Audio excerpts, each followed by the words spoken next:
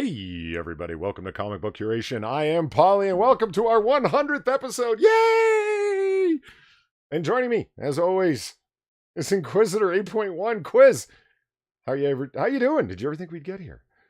In your face, Jacob!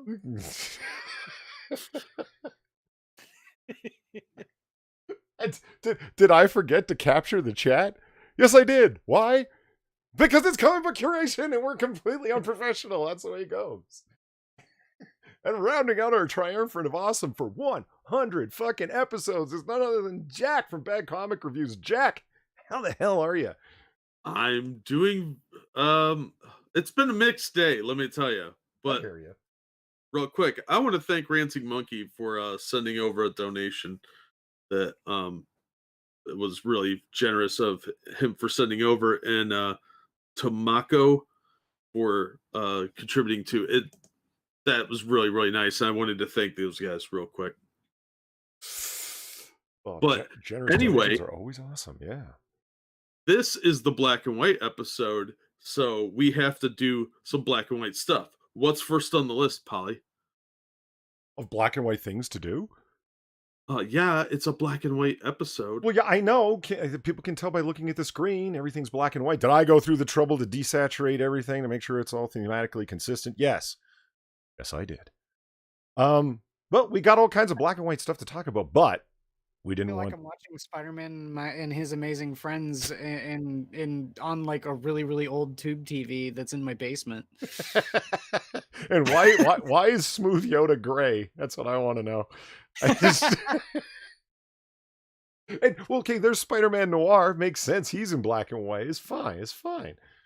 I just Smooth Yoda in black and white is like nightmare fuel. Dear God, that thing's horrifying. Actually, really quick, RV Adar sent a donation when I wasn't live. It must have been right after Cocktail Hour over on Weibo's channel, and I didn't get it. So thank you, RV Adar, for the $5. He just simply says, Merry Christmas, Polly. Merry Christmas, RV Adar. And Merry Christmas to everyone. Oh, look. It's black and white Superman getting drunk in a bar. Awesome.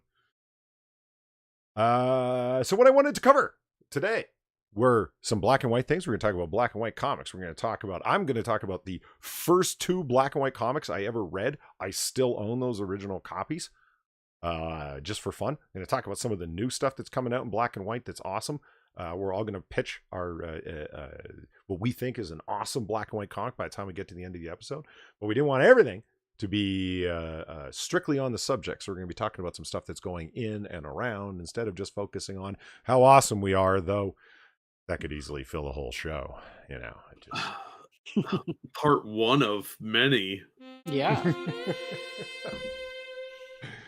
Thank you very much, Manic, for the $10. It says nothing because Manic doesn't need to say anything because Manic's awesome in and of herself. And I left the Noir Bar pop-ups up because they're all in black and white. Sepia toned, but black and white. It was on purpose. Yeah, totally on purpose. Totally wasn't.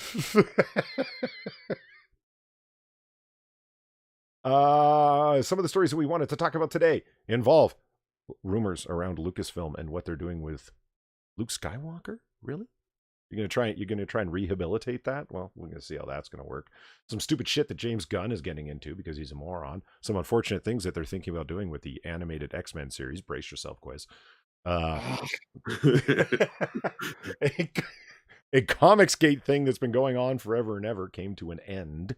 And we're going to be talking about that and the confusion that lay around it. And what was the other thing that I wanted to, before we got into comics of our own discussion? Oh! You know where I want to start? I think I know exactly where I want to start. There we go. Fuck communism. That's where I want to start. Oh, is this the Aubrey one? This is the Aubrey one. Mm-hmm. So here's Aubrey Citizen, for those of you who don't know, is an out-and-out commie. This guy's, we're not saying that to insult the man, although it is an insult. He's a comic book writer. He wrote G.I. Joe, of all things. self-avowed Marxist, is constantly ranting about the evils of capitalism, and he writes this article for none other than Polygon, because of course they're going to publish tripe like this, saying superheroes fought for the people, then money got in the way. A comic writer reflects on the political history of Cape Crusaders and what needs to happen next. And what needs to happen next is they need to start fighting against the fascist, imperialist, capitalist pigs that ruin all of our lives. Who's shocked that Polygon is publishing a communism screed? Right? Right. I got $5. It says he wrote this at a Starbucks using their Wi-Fi. Yeah. Unfucking believable. Evolved Potato donated a very generous $25. Read in order, Polly, Jack, then quiz. Read him in order. He's apparently donating to all three of us. I would, okay. So Jack and then quiz. Oh. Okay. Well, real quick, that too. What?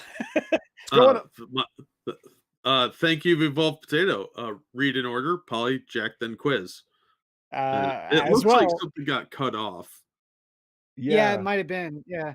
Because it looks like It there was a second line there. Yeah. But Yeah. thank you, Wait. Evolved, and thank you, Manic, for the donation as well.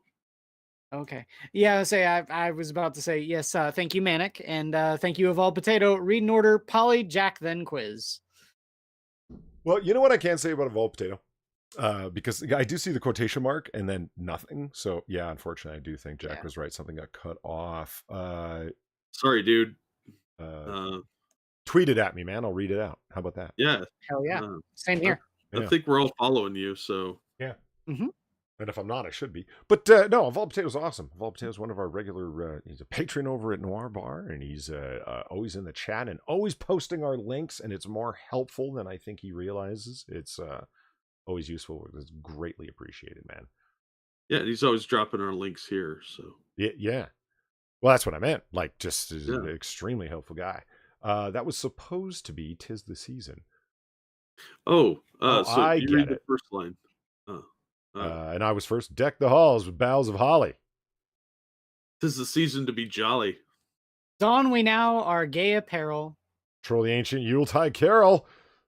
See the blazing Yule before us. Strike the harp and join the chorus. Follow me in merry measure. While I tell of Yuletide treasure. Fast away the old year passes. Hail the new year, lads and lasses. Sing we joyous all together. Heedless of the wind and weather. Yay! Merry Christmas, all. Yeah. Merry Christmas, everyone. Woo. Good guy. You even got Quiz to say Merry Christmas. He's got a tiny black Grinch heart. That's well done. Well, no, I only have a tiny black Grinch heart for Christmas songs. And you got him to sing one. Well done. Well done. Yes. I like bringing up the Grinch thing because Quiz and I are both big fans of Chuck Jones and his the animation that he was able to pull off in the Grinch special makes the Jim Carrey live action Grinch all the more egregious of an effrontery. Yeah. Chuck Jones is one of those legendary animators. Yeah. Like the things he did with Bugs Bunny, unbelievable, man. Like you think you wouldn't be able to take it in a different direction, but he did. He did. Anyway, so fucking commies, am I right? Let's see. So this is Aubrey Sitterson himself, the long-haired. He really is a long-haired commie. He's a fucking hippie commie. Anyway. Oh yeah. Whether in comics, films, television, video games, most contemporary superheroes maintain a consistent moral code, liberty within rigidly defined boundaries, outside of which punitive violence is necessary and justified. In 2020, superheroes are less interested in improving the world than in defending the status quo, neatly aligning them with the right-wing politicians to which executives and board members donate, as well as the toothless corporate liberalism their companies espouse. Okay, wait, hold on. There's so much right-wingism in comics now. Yeah. Hold on. They're upholding the law. There's nothing to do with corporatism. Yeah. But I mean, when you get into this Weather Underground bullshit socialism thinking, right? You get a bunch of things that all become common thinking, right? That any corporation is inherently bad no matter what they're saying. Ownership of the difference between private property and public property, and everything should be public except for the things that I personally own. Don't touch those. Yeah. The means of production, unless they're mine. Well, but yes, yeah. that anything that's center or left of center or right of center is ultra right and fascist. You know what I mean? And that there is no there's nothing wrong with owning property and having property and etc. because and buying goods and buying commercial goods and writing your screeds against capitalism in a Starbucks on a fucking Mac Pro because this is the horrible tyrannical system we live in right now, and I have to fight until we reach the communist utopia, and this is how I'm going to do it while drinking my $6 coffee. It doesn't make any sense. It's nothing but contradictions. Well, I know. And of course, there are no spectators. Everyone's involved. Everything's political, right? Oh, yeah. I've heard as much. Yeah. Very, very consistent thinking. Judging from the current landscape, it's easy to assume that superheroes have never been anything more than corporate-owned super cops, reactionary power fantasies cloaked in liberal signifiers. But that generalization obscures the truth. Superheroes used to be about helping and protecting people, not the systems and hierarchies holding them down. Jesus. Does he think Superman went in and killed an Indian tribe for some land? No. Superman went and installed the suicide nets in the Chinese factories. Oh, okay. Though heavily concealed over the course of generations, that radical, anarchistic strain has been part of the superhero genre since its beginning, with Jerry Siegel and Joel Shuster's 1938 creation of Superman. And as originally envisioned, the character was a far cry from the gleaming piece of intellectual property we know today. Superman was a populist champion, pushing back against predatory criminals, corrupt politicians, and greedy landlords. Ooh, greedy landlords. Fuck you, Aubrey. The only time this ever happened was Black Panther and The Crew. Remember that? Yeah. The Ta-Nehisi Coates thing, where they wandered around now gentrified Harlem and acted as if it wasn't gentrified, as if it was all low-income African-American housing still. Okay, first of all, step out of the 1950s, because Harlem doesn't look like that anymore. But and Storm and T'Challa were rolling around trying to fight greedy landlords gouging the tenants for money, and it's like, yeah, but his costs went up. That's why he raised the rent. He wasn't doing it to stick it to them. Anyway. Like all superheroes, Superman was of and for his time. The character's creators had lived through the Great Depression, witnessing the catastrophic failures of U.S. economic and political systems firsthand. Oh yeah, that's it. It was a failure of capitalism. Did you want to talk about the multiple failures of socialism? How it's never succeeded anywhere in the world, no matter how it's tried, resulted in multiple millions of deaths. Did you want to talk about that, Aubrey? You didn't, did you? Okay. Anyway. Siegel and Schuster had watched working class people like their Jewish immigrant parents bear the brunt of those failures. Well, the country's robber barons. Fuck me. What? This guy is in some like 1920s anarchist socialism. You know what I'm talking about? Like that early brand that the FBI, when it was still the Bureau of Investigation, was fighting when they were planting bombs in DC. You know? Yeah. Aubrey, you need to step out of the previous century, man. You're playing out of a literal century-old rule book. Anyway. Just as significantly as children, they had also seen the potential alternative to a nation ruled by the rich, the successful socialist workers' revolution that led to the establishment of the Soviet Union in 1923. You miserable fuck. How well did that work out for the Soviets? You miserable fuck. The successful socialist workers' revolution. And how many people died in that revolution? How quickly was the Politburo living as an elite above everyone else? How much of a bloodbath came about when Marxist principles were applied to agriculture as opposed to capitalist personal property gain. Dozens of millions of deaths because we killed all the fucking crops. Fuck you, Aubrey. Fuck you, Polygon, for printing this crap. This was the cultural milieu from which emerged not only Superman, but the rest of the first waves of superheroes.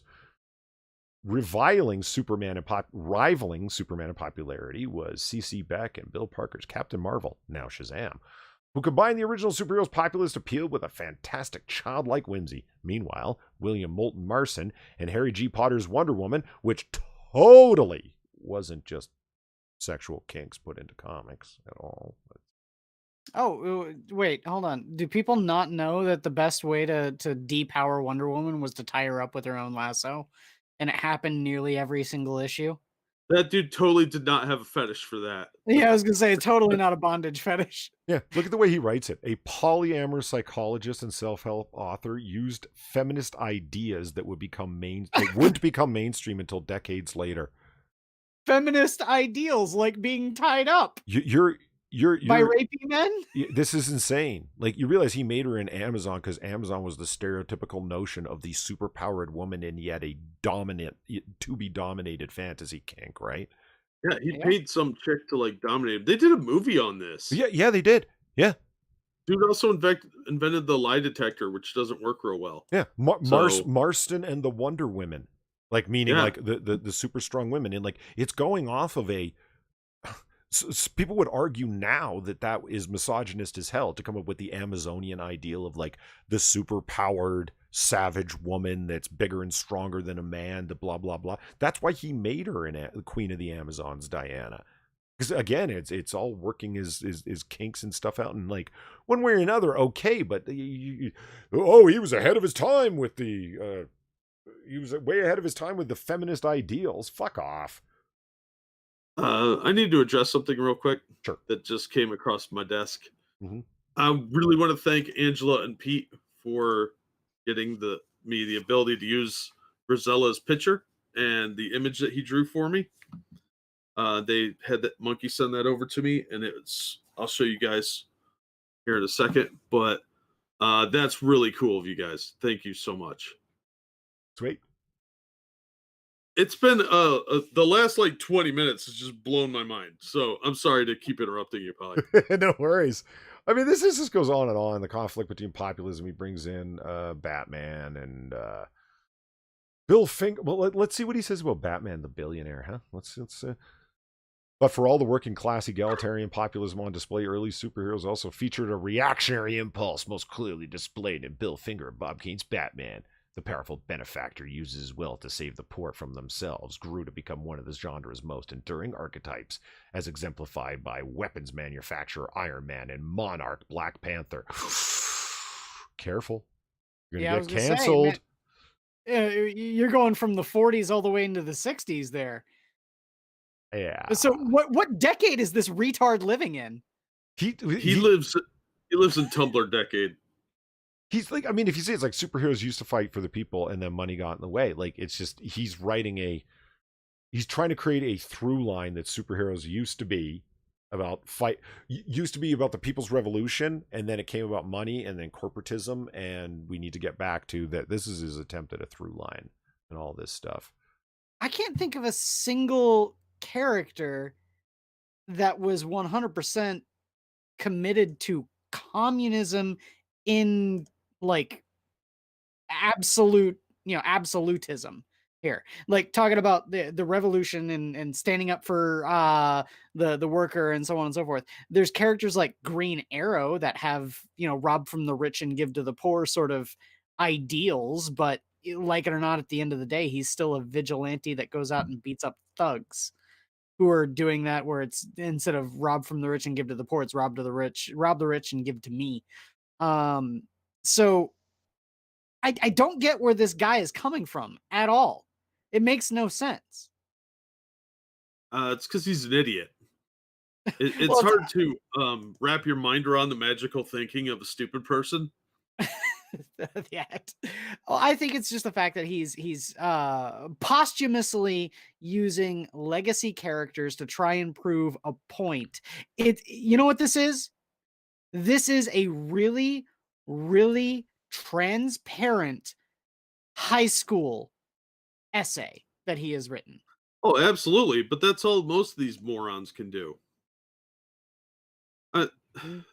the problem with these idiots is they don't seem to have real world experience that would tell them that, hey, there's bad things out there. Instead, they live in these utopian fantasies. And I swear this guy probably never had a job where he had to work for somebody else that he didn't quit. Yeah, good point. I piss off the fan base so badly over G.I. Joe. Remember that whole thing like 3 years ago, 2 years ago? Jesus Christ. Yeah. Yep. You know what? Instead of dragging through the whole art, you know, as a quick aside, I see everybody typing in chat. Like Angela and Ebony, and how you guys doing? And Dr. Kip is here. Hey, Doctor, how's it going? Merry Christmas, all of you. I like to type, but when I'm streaming, because of my potato, the words come out typed out extremely slowly. I get to have one character and then wait 5 seconds for it to appear in another and another and another. So what I'm going to do is wish all of you a Merry Christmas, and thank you all very much for showing up for so many of our 100 episodes. It's greatly appreciated. Absolutely. Thank you for all the well-wishings that have streamed by on screen without me being able to respond because of my potato, or because I've been reading. But this son of a bitch's through line, I can demolish it pretty easily because he brings in Frank Miller. You motherfucker. You can bring in my man Frank, huh? All right. He says, seminal works. Nowhere is this clearer in breaking the rules for the sake of breaking the rules and the violence necessary to enforce them. Nowhere is this clearer than in a pair of seminal works, Frank Miller's The Dark Knight Returns and Alan Moore and Dave Gibbons' Watchmen. The comics are shockingly different. Well, Miller indulged in the superheroes' fascist elements. In superheroes, he makes it blanket. It's all of them. In superheroes' fascism, because they're all fascists. Moore and Gibbons issued an anarchy broadside against the genre's authoritarianism. Both works, however, hold a mirror up to Reagan anti-worker, tough-on-crime austerity politics, and significantly the nihilism that comes with the acknowledgement that the only truly inviolable law is that might makes right. Again, pointing it back to small power elite of fascism. That is your personal politics. Coloring the way that you're seeing those books.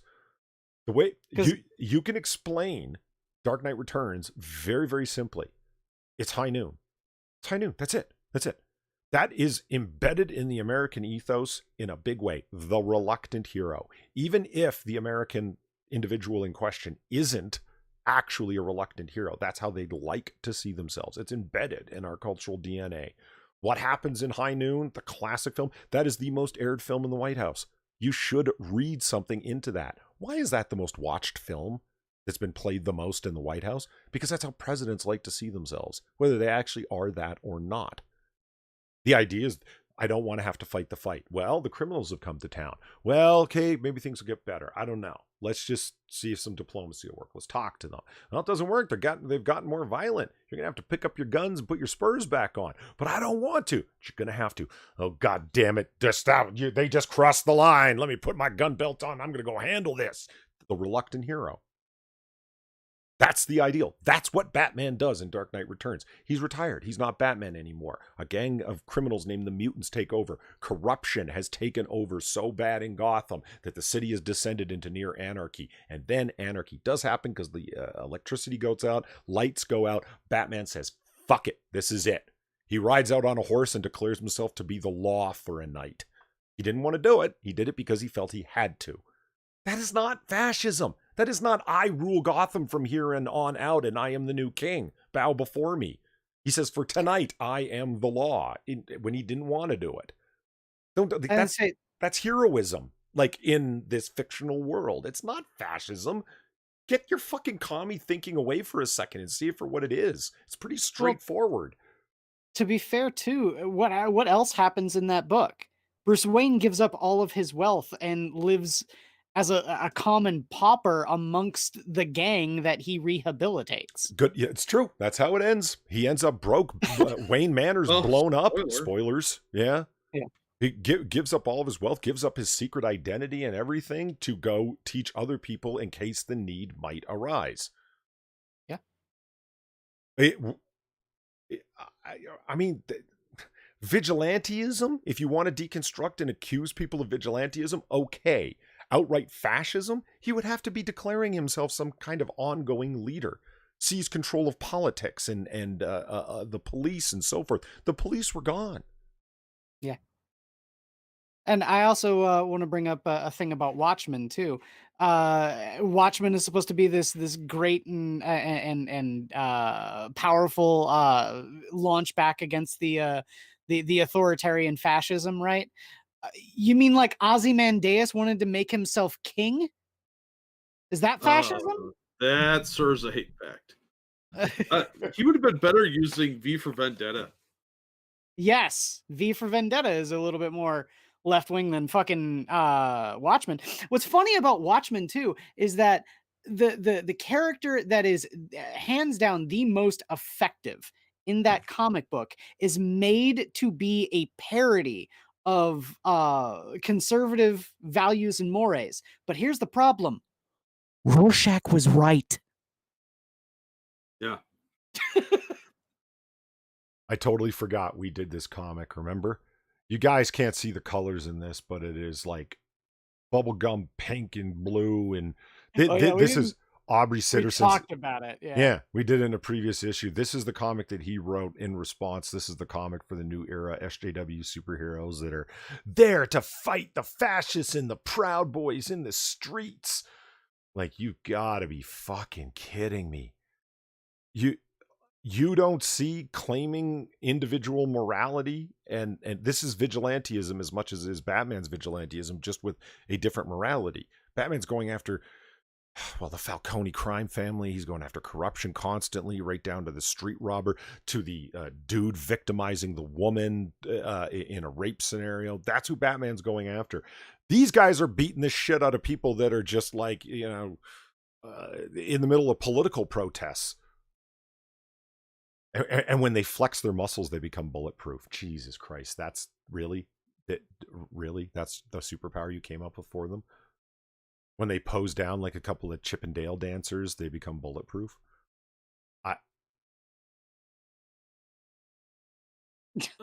I got nothing staring at this. I just, it's so bad.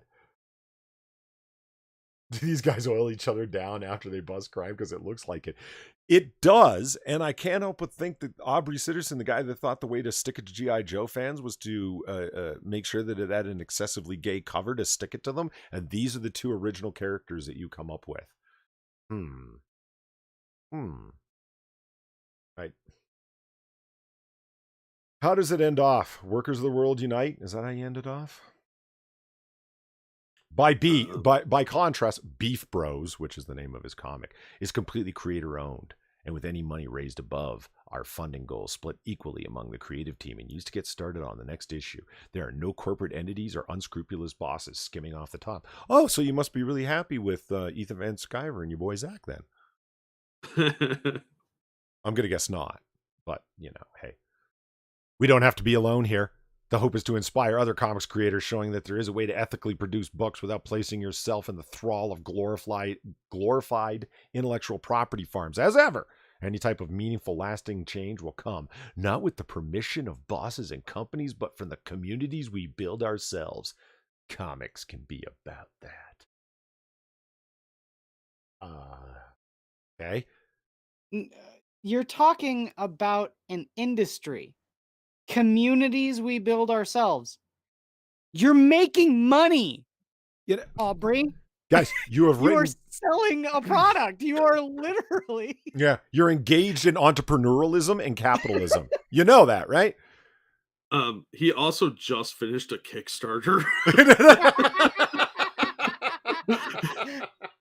Oh, seize that means of production, my man. Seize them. This fucking guy. So, on my 100th episode with Jack and Quiz, I am more than happy to start it off by saying, fuck you. Marxism will always fail. It was a flawed idea to begin with. It works by selling a bill of false goods to people. Yes. And it hasn't died yet. Constant vigilance is the price of freedom. Am I right? Sounds corny, Yep. but Jesus Christ, when these guys perennially pop up like a bad weed. Fuck. Anyway, let's move on. Hey, let's make Quiz happy. Rumor: Marvel developing live action X-Men series with heavy focus on social issues. Oh God. Look, okay, the X-Men were always a comic that was about something like that, okay? But it was purely within the realm of fiction. We don't need to sit there and talk about transgenderism in the X-Men. They have enough problems to worry about with people hating and fearing mutants. That's the point of the X-Men. Mm-hmm. Alternately, they could be teaching us about our moral failings as a society and lecture us from their ethno state. Oh yeah. I don't think they have very much room to argue with the state of the current comics. Like I said, man, Marvel's been trying to fucking ruin the X-Men for the past 20 years. Fuck Marvel. Absolutely, they have. Well, the last 10 years, they've been just driving their whole publishing industry straight into the gutter. Well, I mean, okay, is that what's going on, or are they assuming that one of their prime properties is X-Men, which it is, and they're not trying to drive it into the ground? They're just assuming it'll be successful no matter what they do, so they use it as a vehicle to promote artists and writers they want to see promoted, and a whole bunch of bad ideas they want to see put on the page. Because They've got a lot of those. the slime bags will buy it, right? Everyone who loves X-Men, or a lot of people, will buy it. So we can put whatever we want in it. So let's promote some of our social views through it, our political views through it. Let's try out new writers that we think are gay or trans or bi enough or whatever. What really pisses me off is that I am the exact person that should teach them the lesson. Because 20 years ago, I was a devout the entire X-Men X title line I had in my pull box. But Well, since for the past 20 years I have not bought a single X-Men book, I am no longer within their target demographic and therefore no longer a potential customer. And I refuse to be. So therefore, they've written me off. I am not a factor when I should be, because I was the one who I was a whale and now I'm a minnow. yeah, like I was buying X-Men from the 80s and into the mid 90s when they started really getting stupid. Like Age of Apocalypse is where I quit. Hey, I liked Age of Apocalypse. Oh, so fucking dumb. And the Blink art was a was great character. stupid. I hated Apocalypse to begin with. Oh, But they've been, the character. yeah, I think he's Oh. stupid. Okay. When he first appeared, it was okay. In X Factor 5, the first couple Yeah. appearances were fine. But he's one of those characters like the Batman Who Laughs is becoming, where they just overuse him and they make him more and more powerful and all knowing as time goes on. Because they got to keep raising the bar. They did it with Mr. Sinister for a little while, too. Yeah. You know But- what? Honestly, you're bringing it up. That volume 1 of X Factor, the first 40, 50 issues are really pretty good. They're worth reading. Yeah, It was, absolutely. It was a I great. pulled them. Go ahead. Go ahead.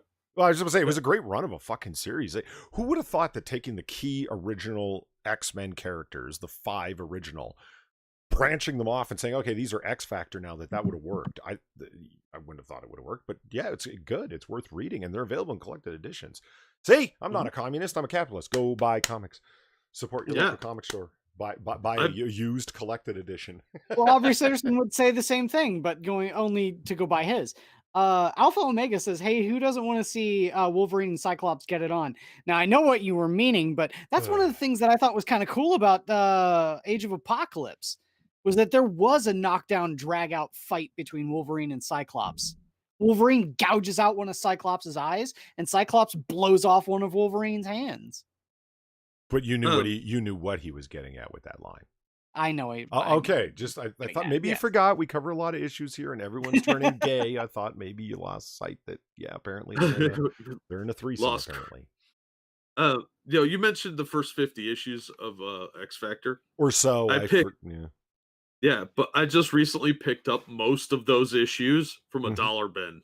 Oh man. Oh, And, nice. and on top of that, he gave me 20% off because I bought so many of them. Hmm. He's like, nobody's reading this crap. I was like, this is when the X-Men were cool. And he's like, yeah, I know that. You know that. Young kids don't care. They don't want that shit. It's like they're not reading the new books. And he's like, yeah, well, Well, there we go. Marvel Studios and Kevin Feige are rumored to be developing an X-Men series with a heavy focus on social issues.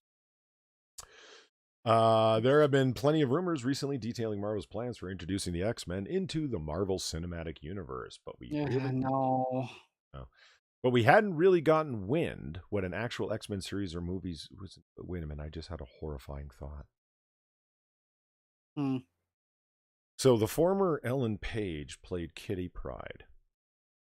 Do you think they might make Kitty Pryde trans and have her played by Elliot Page? they could. And would you be shocked? I know I won't. That just occurred to me while I was reading that, and I'm thinking, oh no, not my beloved Kitty. You're just trailing off there. Because it was a horrifying thought. Think about it, Kitty. I love Kitty Pryde. You guys know that. Like that would be. They have to do it to some character. Make some character go trans. Like decide because I mean they did with Bobby Drake as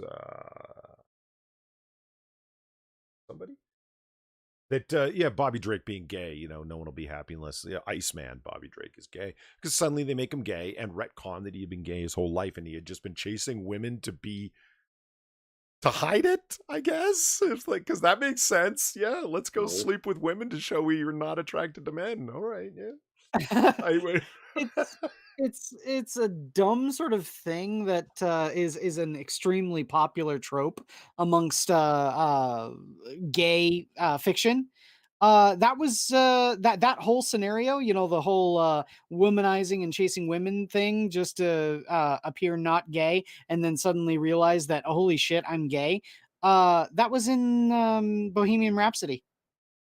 That was an arc, the Freddie Mercury character, because let's be honest, it's not actually about that story didn't happen. But the Freddie Mercury character did that. Well, I mean, it's a well established trope among gay fiction. I don't want to see trans Catherine Pryde, Chris Pryde. I don't want to see that. Now they'll reshoot the scene with Juggernaut, and he'll be like, "I'm the Juggernaut, bitch." And she'll be like, "Excuse me, are you misgendering me?" No, it should be like, it's Mister. Yeah, well, Thomas is probably in the business of giving us nightmares on stream. You nightmares. I mean, let's move on. Jesus, it's so bad it could be dead on. That's the bad part. No mention. I won't put it past them this time. No, not at all. Because I mean, if you've made characters gay and you made them gay on screen, and then there's lesbians on screen and so on and so forth, you got to make someone go trans on screen. You got to be woke, yo. As opposed to just introducing a character who already is trans, or again, how many times have we said that? Why don't you just create a character that does the thing you want it to do, or is the person you want them to be, as opposed to that would subvert expectations, Polly. Yeah, and you won't be able to fucking ape and mooch off of the already existing fan base, because the morons are going to buy it, right? Well, if they buy Thor, they're going to buy female Thor. Well, if they follow Bruce Banner for years as the Hulk, they're going to want to follow someone else who we just called the Hulk. Am I right? Because we can find random cherry-picked examples from the past where these sort of things happen. Remember when Rhodey became Iron Man?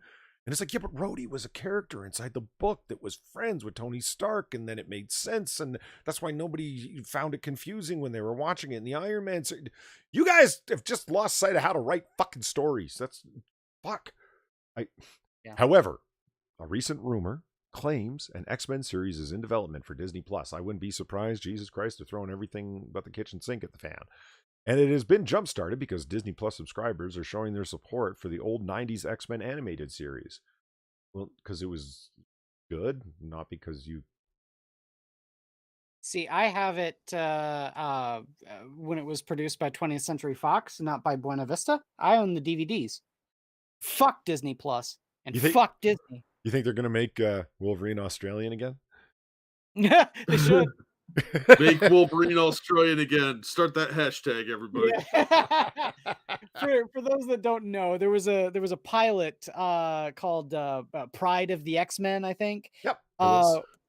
And it was the Chris Claremont days of the X-Men, so it was like the 80s. So there was like Nightcrawler, Colossus, Wolverine, Cyclops, Storm, and Jean Grey. But the major defining characteristic of that pilot was that the actor that voice acted for Wolverine was Australian. And it's pretty goddamn terrible, man.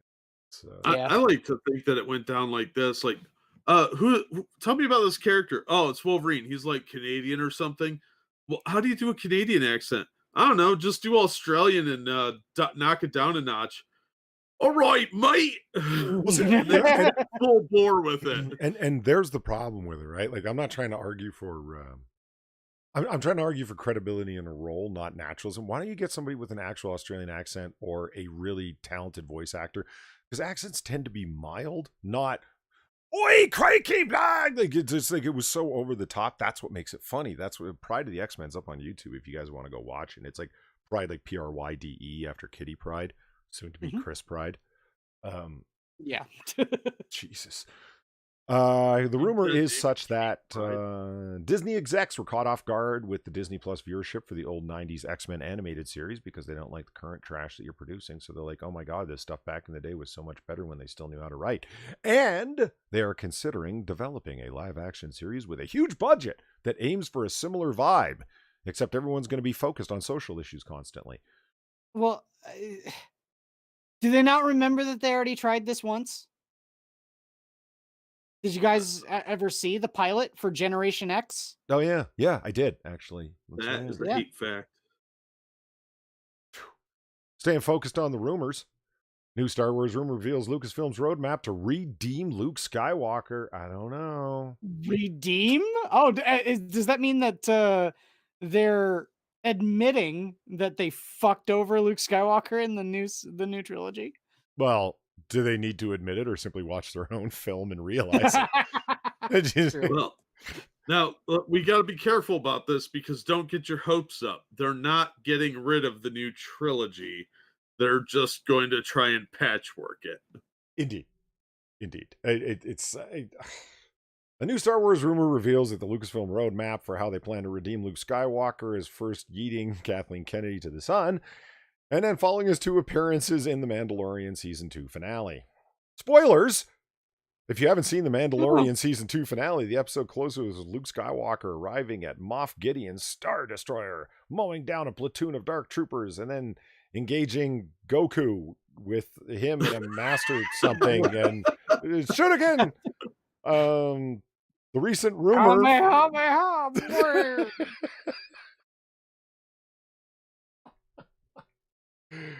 Whew. Okay, where were we? According to WDW Pro, Luke Skywalker is essential to keeping Disney afloat. Oh, what? no! Hold on. Ray can do it single-handedly. What are you talking about?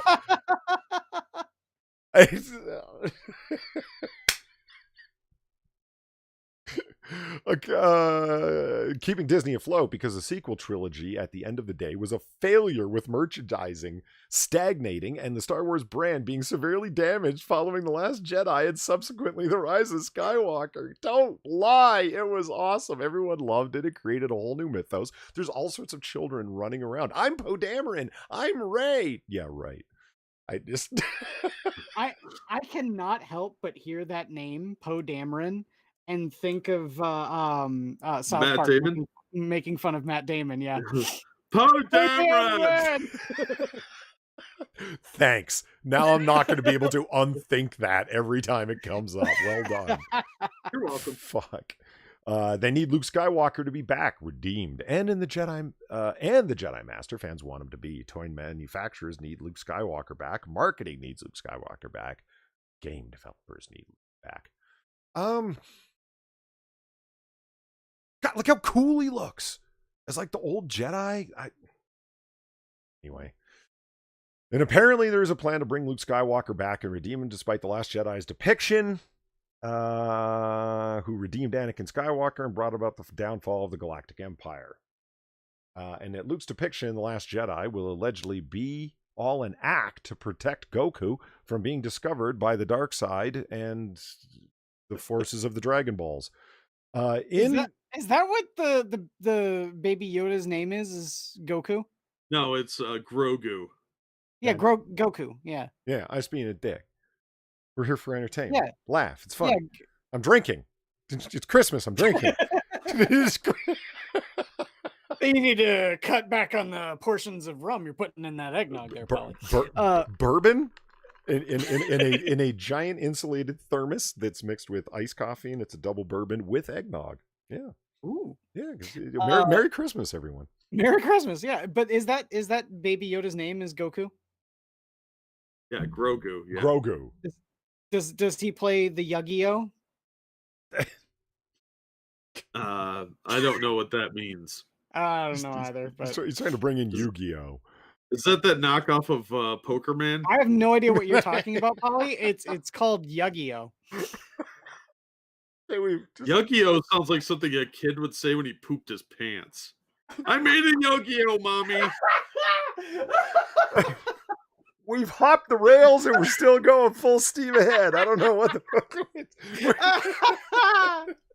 In any case, the sequel trilogy will be retconned so that Luke's actions of being in hiding, pretending to hate the Jedi, etc., are all an act to protect Goku from the Dragon Balls and to be found by the dark side, including protecting him from Rey, who's actually a source of evil. Yes. Oh. If that's true, then my expectations are really subverted. Yeah. Holy shit. Not only will Luke's actions be retconned, but they will also attempt to explain why Yoda used the dark side of the Force to summon a lightning storm to destroy the Jedi Temple and the ancient texts found within. That's not true. The ancient texts weren't destroyed. Rey, that miserable bitch, stole them. They do address that. Oh, really? The rumor. Yeah. Okay. She only got some of them? Well, no, it's Yoda was trying to destroy them. Nobody knew that she stole them. Oh. See, that was an interesting thing. Zelthor was the one who presented that idea to me, that it was really out of character for Yoda to use Force lightning in that way. Just it's a dark side thing, etc., etc. I wasn't aware of that. I thought it was interesting. But I'm a Star Wars fanatic, or a Star Trek fanatic. I know Star Wars. Not in passing, more than in passing, but anyway, thank you. Next 6 minutes for the donation. Seeing a lot of interesting stuff about Luke Skywalker. Check out Doomcock's new video about it. Anyhow, high fives to the otter. Check your DMs, bro. Okay, I will. I certainly will, and thank you for the donation. Thank you for coming. 6. Much appreciated to everyone who shows up. Seriously, we wouldn't be able to do the show if there was no one here. I mean, we would, but it'd just be sad. Yeah. I mean, I would still be screaming into the void, but you know. Yeah. Luke couldn't bring. I mean, Mundane Matt does it. Why couldn't we? I was drinking. God damn it!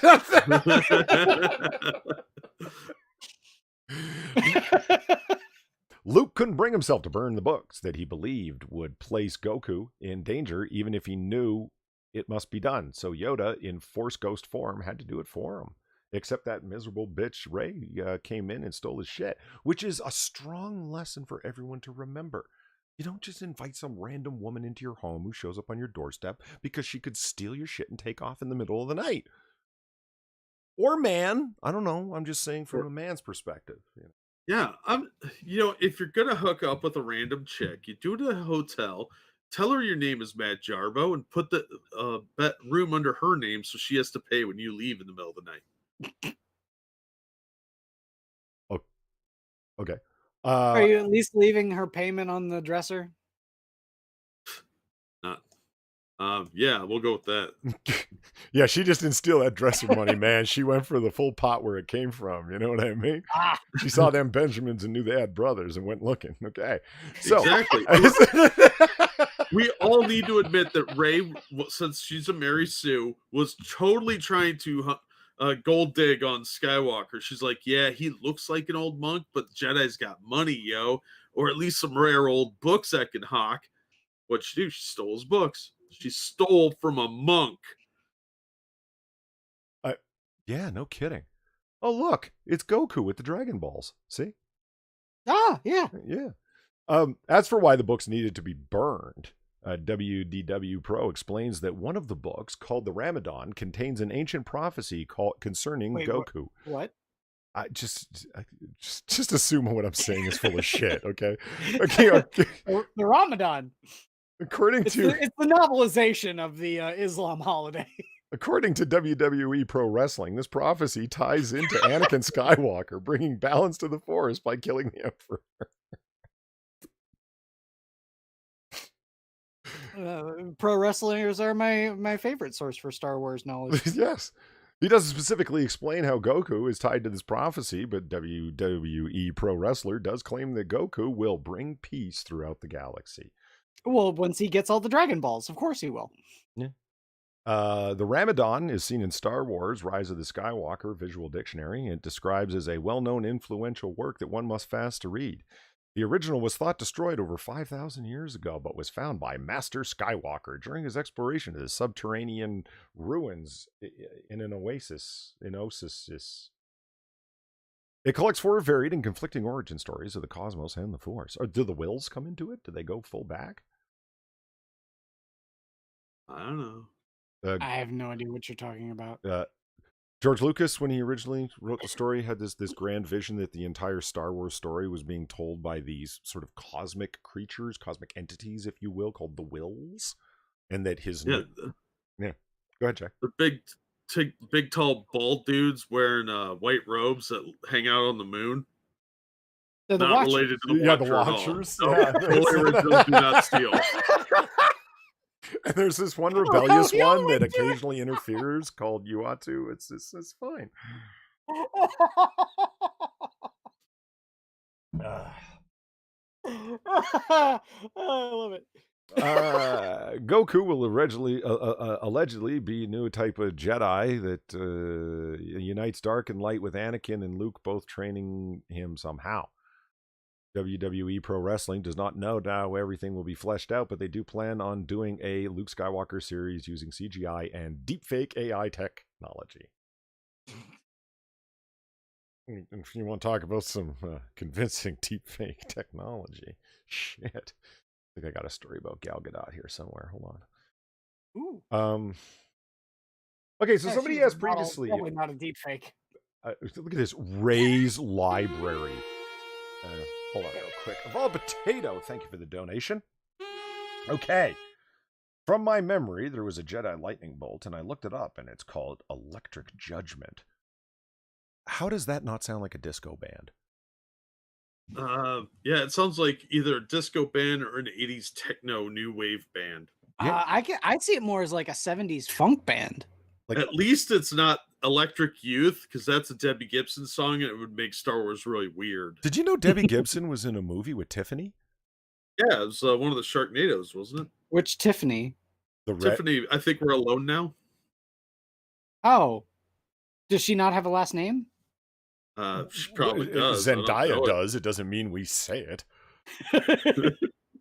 I was gonna say, is it like a Madonna sort of situation? She just goes by Tiffany. Yes. Yeah, that was her band name or whatever, stage name. That's the term. Oh, I was watching some Brad Jones, and as a visual gag, he just threw up that cover, and I was like, he just named the movie, and it said at the top, like, you know, where the stars, it said Debbie Gibson, Tiffany. I'm like, you've got to be fucking kidding me. That's a thing. And why aren't you calling reference to it, Brad Jones, cinema snob? This is like your shtick.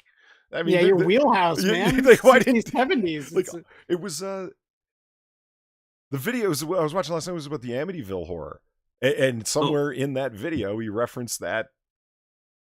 My bad. It's Mega Python versus Gatoroid. I had to look it up. I own this movie.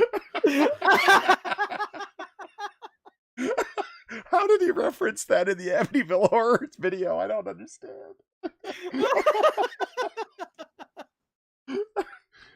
Mega Python versus Gatoroid. Okay, no, hold on. I know I own that movie. Wait, hold on. I haven't finished reading Evolved Potatoes thing here. He was talking about Jack? He was talking about Electric Judgment on tour with Hawkwind. Hold on. So there were more Star Wars lore that nobody cares about. Damn, my mind remembers that, but not many of the shit that I'm studying. But not any of the shit that I'm saying. Listen, Vobze, I hear you there, man. If I only had the ability to harness my memory for only useful things, it was... I'd be a lot further along in this world, let me tell you. Okay, now let's talk about this Ray's library. This bugs me. Ray's library? You mean the shit she fucking stole? Ray's purloined texts, perhaps, if you wanted to be No. generous? See, Luke was like, "These are my books," and she picked them up and was like, "These are my books." And then Luke died, and she's like, "And now no one will know." Well, what kind of library consists of only like 4 books? A toddler's library? No, Is this a monk's library. Is this Babby's first library? Well, you got to remember, in the long time ago, they didn't have a lot of books, so like a monk won't have a lot of books. Like was it Thomas Jefferson had 200 books, and that was the biggest library in the country or something. Yeah, and that was after Monk- the development of the printing press. I don't know what his problem was. It's not like he didn't have enough free labor. Where was your money floating around, buddy? Coke and whores. Yeah. And this is in like a high tech world where binding books seems unnecessary. Well, yeah, okay, that's a point, but you're forgetting one very very major and important point there, Jack, is that part of a monk's duty is to transcribe books. Yeah, but he's a lazy monk, remember? He's Okay. busy getting wasted off that blue milk from the titties of whatever that thing was. And Titty what's more, monster. Thomas Jefferson invented the machine, though it was kind of useless, where you could write one letter and it would copy another one over. It was this weird kind of mechanism. So what, $200, Jesus Christ, he should have been copying his books and he'd have 2 every time he copied one. Lazy bastard. I can't help but feel like Polly just completely glossed over our mentioning of the titty monster. I think he's ignoring it. Did you guys But actually you know what mention you a can't titty monster? ignore? What? What you can't ignore, Polly, as much as you may try, is that Robo Croc is not on a 4-pack with the Mega Python movies, and it's really disappointing because Mega Python has more than one film, and he only fought Gatoroid in one of them. Jack, Well, why do you own this movie? And we got Richo here saying, do you know how hard it is to keep up with 6 live streams? Man, no. I can't even keep up Yeah, with yeah, this that's what one. I'm saying. I can't. I'm still not sure whether or not they're fucking with me. Did they actually mention a titty monster? I still don't know. Oh yes, we did. Okay, back on topic. All right. Since when? Well, somebody a little while Yeah, ago that's a good point. mentioned, I forget who it was in chat, apologies for that, asked if I had a problem with Mark Hamill wanting to sue over the name Space Force. And I'm curious if he was referencing our next story. James Gunn wants to sue Mike Pence over the name Space Force, then claims it's a joke. You're a fucking douchebag, James Gunn. When you read through the way, because they're called Guardians, the people that are members, officers, what have you, serving in the Space Force are going to be referred to as Guardians.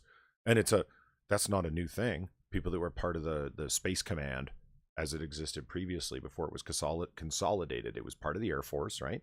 They had low orbital. They were referred to as Guardians.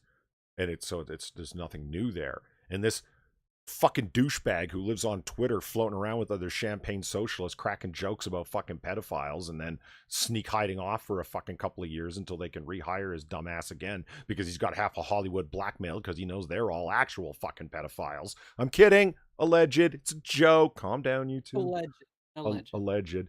He says, Marcus Weisberger says, breaking. Vice President Mike Pence announces that uniformed members of the U.S. Space Force will be called Guardians. There you have it. Soldiers, sailors, airmen, Marines, and Guardians. James Gunn, blue check mark, total motherfucker that he is, can we sue this dork? He used the name Guardians. I totally don't own the intellectual property, but I made 2 movies called Guardians of the Galaxy, and everybody loves me in Hollywood and tells me I'm always right about everything, even when I'm cracking jokes about monkeys peeing on little kids. Yeah, that was an actual thing. I didn't make that up. No, jerking off on a little kid, wasn't it? Yeah, it was jerking off. Yeah. Oh, yeah, and you thought that was fucking hilarious. Oh, he's just telling jokes. Okay, fine, you're just telling jokes. Well, you need to lighten the fuck up if you're willing to go with edgy humor like that, suing over some dumb shit like this. You didn't fucking know how. So get this. I love this. Somebody responds to him and says, David Goodman says, I think Paramount's going to sue. Guess who got involved in this too? George Takei, ahem, we are expecting some royalties from this because it looks vaguely like the Starfleet Delta. George Takei, you own no part of Star Trek. Yeah, You're and you're that lucky to symbol's be been around involved at for all years. because you are a All useless man. all he owns is his own likeness, which is tied to the Sulu character. Yeah. He owns no royalties to Star Trek. Only royalties when it comes to playing episodes that he was in. And even then, I'm sure it's a vast minority when it comes to the division of uh And George Takei here with his mask on, giving the thumbs up, blue check mark, of course, social justice all the way. Remember, Donald Trump's the worst president in American history, according to George Takei. Totally forgetting about FDR, the president that literally signed the orders consigning him to a literal concentration camp for his youth during World War II. You think he might have been able to think of a worse president than the current guy who didn't really do shit to him. Except, he's in Hollywood. He's got to go along to get along and shoot his mouth off and forget about the guy that literally put him in a concentration camp. You are full of hate facts today, Pug. I'm just saying. And so he blue check marks out. I feel like Melania must have had a hand in designing this. Oh, good one, George. You fucking. So anyway, somebody says Guardian has been used since 1983 to describe members of the Space Command and now Space Force. So who should sue who? James Gunn comes back. I was making a joke. No, you weren't. You just got called out and embarrassed, you pathetic fuck. You own no parts of Guardians of the Galaxy. He goes, but just for the record, Guardians of the Galaxy has been around since 1969. Oh, wait a minute. So you didn't want to sue. You wanted the owners of the IP to sue because from 1969? No, you just got made an asshole of, you blue checkmark commie loser. Fuck, these people piss me. Twitter is such a fucking putrid sewer, guys. It's like, oh, we're going to become Guardians of Space Force. Everybody in the military thinks it's a great idea because it's just branching off of the U.S. Air Force, who had control of it up until then and didn't have the administrative means to run it, nor the resources to be able to branch it off, to be able to run all of the various branches of the Air Force, that the aspects of the Air Force they currently run. Space Command was becoming burdensome on them. So let's break it off. It had been suggested for years. So they finally do it. And James Gunn's got an opinion. George Takei's got an opinion. Hey, James Gunn. I'm just gonna fact check you a little bit here. Guardians of the Galaxy as a name may have been around since 1969, but the very first comic that has the title Guardians of the Galaxy was 1990.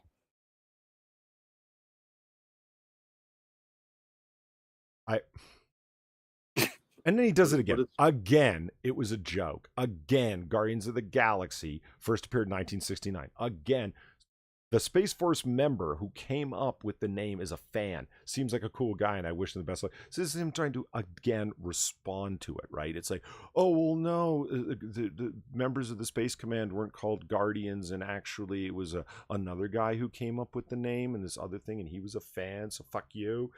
James Gunn, you're just working extra overtime to make up for. Why didn't you say, I was kidding, and leave it at that? This is some YouTube commentary bullshit where you're arguing when you're blue until you're blue in the face and go, instead of just going, oh shit, really? Moving on. Yeah, that's there's a level of strangeness when it comes to these sorts of people that love to blast out in no small part politically motivated opinions. Now I've got a little bit of a different take about this than you do. I don't think James Gunn really cared at all. This is just a fucking, it was a joke. It was a dumb joke, and he knows that it was a dumb joke. Him going off on this whole thing and then everyone coming at him like that, I'm sure he is just sitting there going like, God, it was just a dumb joke. I don't care anymore. Leave it alone. But he has to respond because you can't be in the wrong on the internet or be perceived to be in the wrong. So he has to keep, saying these things. It's the best way. And say, here's some advice from me to you, James Gunn. Get off Twitter. Hell, that's my advice to everyone in the world. Get off Twitter. Go look at Chris Hemsworth's Twitter. See how he rolls. Went surfing today. Like, it's connection with his fans, right? Like, is real life. I went surfing. Oh, I showed up at this con. Me and my wife or lady friend or whatever are off for a weekend getaway. Oh, started filming today, or back to the gym because I got a new movie started, and so on and so forth. Not Donald Trump is the... Like, fans want to connect with you and understand what you're up to and so on and so forth, because you know what I'm saying? Because they like your work. Yeah. All this other shit. Like, and there's other examples. It's just Chris Hemsworth pops to mind. Do you notice that we're not bringing up his tweets? Is like, look what this moron said. Because he's got his Twitter to keep his profile up and connect with his fans. And good for you. That's what it should be used for. And promote himself. Yeah, sure. Yeah. Big part of it. Yeah. Promote yourself. Keep yourself relevant. Keep people, people that are your fans. Let them know what you're up to and different projects you're working on they might not be aware of. Maybe you go off and do some stage plays for a while and you're not going to hear about that in the Hollywood Reporter and so forth. So, here's another way of reaching your fans. Yeah. But as opposed to like every 15 minutes broadcasting some outrage that you had this minute. Or trying to crack these fucking edgy jokes and then having to get into these fucking threads, backing off of them and correcting people and recorrect. Fuck off.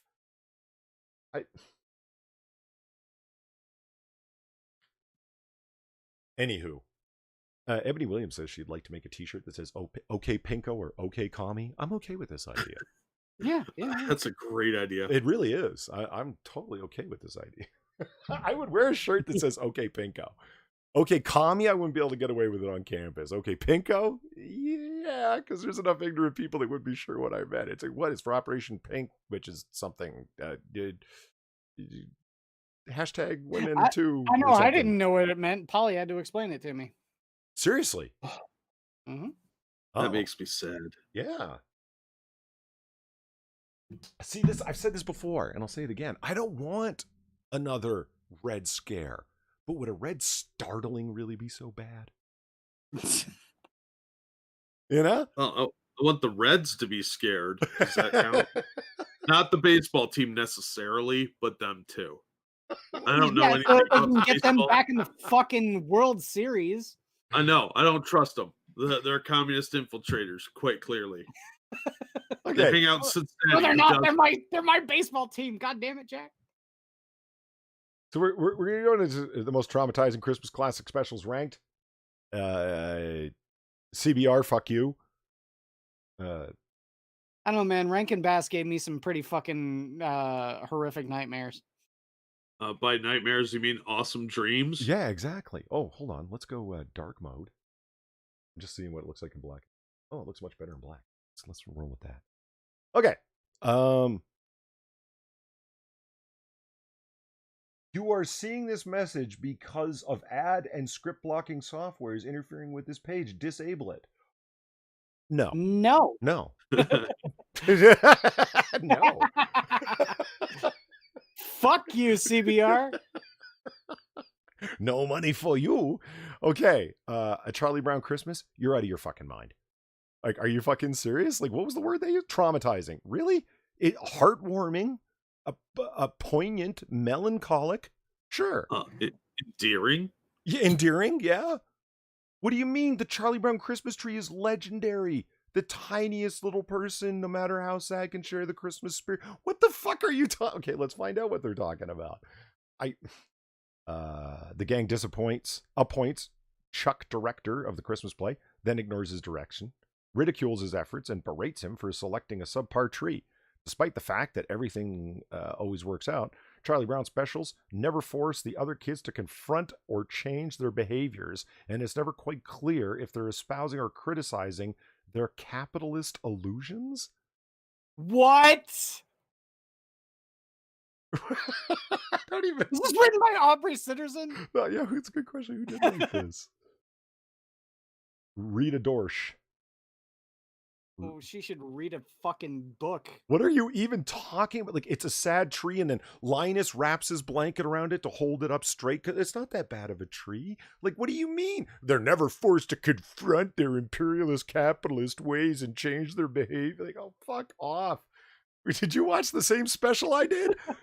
would- Well, the fact that she, apropos of nothing, says capitalist illusions.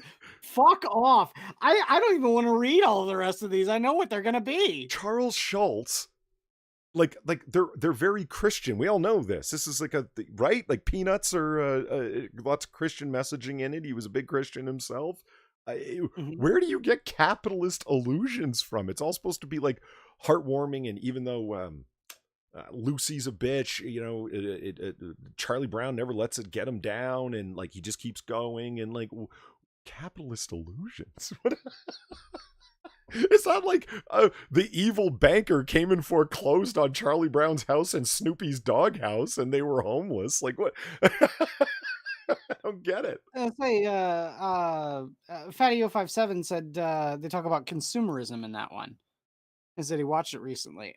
I don't remember that. Is it like a prominent message, or is it just a sort of like throwaway line? Santa Claus is coming to town. Rankin and Bass. Okay. Obviously, there's nothing more Christmassy than fighting fascism. Okay. Listen, you fascist fucks. I'm going to inform you of something. What's the guy's name? This guy? It's Von Burgermeister. His name's like reversed. Hold on. It'll say it here because Burgermeister. It's Meisterburger Burgermeister is the fascist name, and he's supposed to be like, you know, thinly veiled reference to like European tyranny, that kind of thing. Well, okay, a burgomaster is essentially a mayor of a town. Is it? Okay. Yes, that's what the title means. So he is literally the master of hamburgers, mayor of the master of hamburgers. Okay. That is his Sounds name. right. Well, the whole story, I could sum it up better than you. Kris Kringle's a young man in this, and he takes on the role of Santa Claus in opposition to the Burgermeister here, and then ends up. So, but let's see how they find this to be terrible. When the cruel autocrat tries to stick him in an asylum, a gust of wind reroutes him to a hidden village where he learns the ways of the elves, and supposedly the dastardly winter warlock is a lurking threat throughout. And the mere thought of a society in which play is outlawed is enough to terrify children. Still, the most uncomfortable thing about this stop-motion classic might be how much time it spends on Mr. and Mrs. Kringle's romance. Well, yeah, they're both young. That's how Mr. and Mrs. Claus become Mr. and Mrs. Claus. What's the problem? Are you alone and single and petting your cat and mad? Why didn't they have kids? They're married and old. Being told in chat that you skipped one. I skipped one. Who? Oh, yeah, I did. I see what the next one is. I see that, Polly. Yeah, so do I. I don't understand. It's disturbing because it's crappy. No, it's not. It's a masterpiece. How dare you? Will Vinton's Christmas claymation celebration for a moment in time, California raisins, and that's why. California raisins is why it's traumatizing? Well, no, it's just why I didn't want to cover it because we're trying to move on here. We're trying to get a pace here. Oh, okay. The skits and their creative flourish are bizarre enough to make you question your sobriety. None so much. No, I'm not questioning this sobriety right now. Well, yeah, I know I'm not sober. What's your point? Is the one that takes place at the Notre Dame Cathedral that sees an ensemble of sentient church bells play Carol of the Bells by repeatedly striking themselves in the head. Okay. That sounds kind of adorable. Yeah. What's the problem? Okay, Star Wars Christmas special. Stars B. Arthur. Yeah, B. Arthur's rendition of "One More Time, My Friend" is great. Mm-hmm. She does a great job. What's the problem? She sings it in the cantina. All the creatures from the cantina or the Mos Eisley cantina are there. It's great. What's the problem? Yeah, and we're introduced to Life Day and an old man in a chair jerking off to virtual porn. Yeah. Okay, that was disturbing. You go, Lumpy. my well, no, that was that Lumpy? I thought, oh yeah, no, it is Lumpy. Yeah. And then Itchy is doing a tight walk balance beam on like a handrail that a stormtrooper crashes through and falls to his death later in it, because that's what I want in my Christmas specials. Death. You know what? Why wasn't there a Wilhelm scream when he fell? I mean, That's a good point. it's Lucas, I mean, right? Yeah. I mean, he's already a hack. I mean, well, Lucas didn't direct, but apparently he was giving the okays on the daily rushes. So well, I think Red Letter Media got it absolutely right about Lucas's involvement. Like, he's just sitting there looking at his bank balance. Mhm. And when someone brings him the daily, he's sitting there saying, like, hey, we've got this scene of a Wookiee watching virtual porn and jerking off. He goes, oh yeah, that's fine. Put it in. Well, I don't think many people saw the advent of the internet, and that was a joke they cracked in Red Letter Media. Obviously, you didn't see the internet coming. No one did. You could do stuff like this that was going to be aired once, and who cares? Yeah. I mean, that there's so many things that are like that. The top that rap and Teenage Witch or whatever that became like a commonly cited internet meme. You know that one, Quiz? No, I don't. Okay, well, I'll have to send you some links. It's hilarious. Far and I have gotten some good laughs out of it. It became a thing, and then late night comedians trying to ape off of what was going on online because hello, fellow kids, they think that would make them relatable. Yeah, of course. Ebony Williams says Lucas heavily regretted making this. Well, yeah, giving his okay and allowing it to happen. What's the famous quote that ends up on the back of every bootleg DVD? That if I had the time, I would, and a hammer, I would smash every copy in existence. Yeah. Yeah. It's delightful. It's delightfully campy. It's a once, it could never happen again. It's a lightning in a bottle thing. It's disastrous. Although it's about a great IP, that's what makes it so wonderful. Luke Skywalker looks like he's covered in more makeup than Philip DeFranco. It's hilarious. And Carrie Fisher is high out of her fucking gourd. Damn right she is. Oh, and if you haven't seen and the Wookiees can no subtitles and stuff, but Weibo and I went through the trouble to translate the Wookieese into understandable language. So on my channel you can go watch the Star Wars Holiday Special Wookiee Translation Edition. Yeah. And if you haven't seen the original, here's a link to it on YouTube. I don't even want to talk about this. That is a pretty horrifying special. No, it's not. I don't even want to talk about it. People malign this and they malign Hermie. Jack, you know what I'm talking about? About the fact that he's gay and it's Dennis is a euphemism for butt pounding. Yeah, totally get it. He's a happy guy, and people view that as gay coding. If y'all want to see gayness, he is a homosexual. If you want to see gayness everywhere, that's up to you. He's like, I'm a dentist. And we're like, yeah, we know, Hermie. Well, look at the way they're reading into this. Combine that with coded homophobia.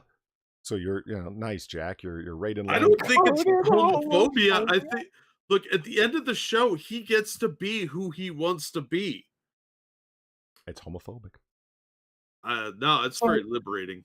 So he gets to come out of the closet. Oh, God. Yeah, absolutely. And ableism because of the misfit toys. Holy shit. Fuck you, CBR. You get no ad money from us. We're just going to make fun of you. Ebony Williams says, right, Rudolph is a classic. You know why? Because when you're a kid and you're watching Rudolph, people are looking at it with a cynical adult lens, especially a cynical lens that has been calcified by hanging on the internet too long and watching weirdos and starting to think there's more weirdos than there actually are because these motherfuckers are so loud on these various platforms and control the terms of service in terms of being able to allow them to be louder. When you're watching it as a kid, none of these things will occur to you. It's not a problem. They're not being ableist against they're not being bigoted towards Rudolph. It's about Rudolph being triumphant and Hermie self-actualizing.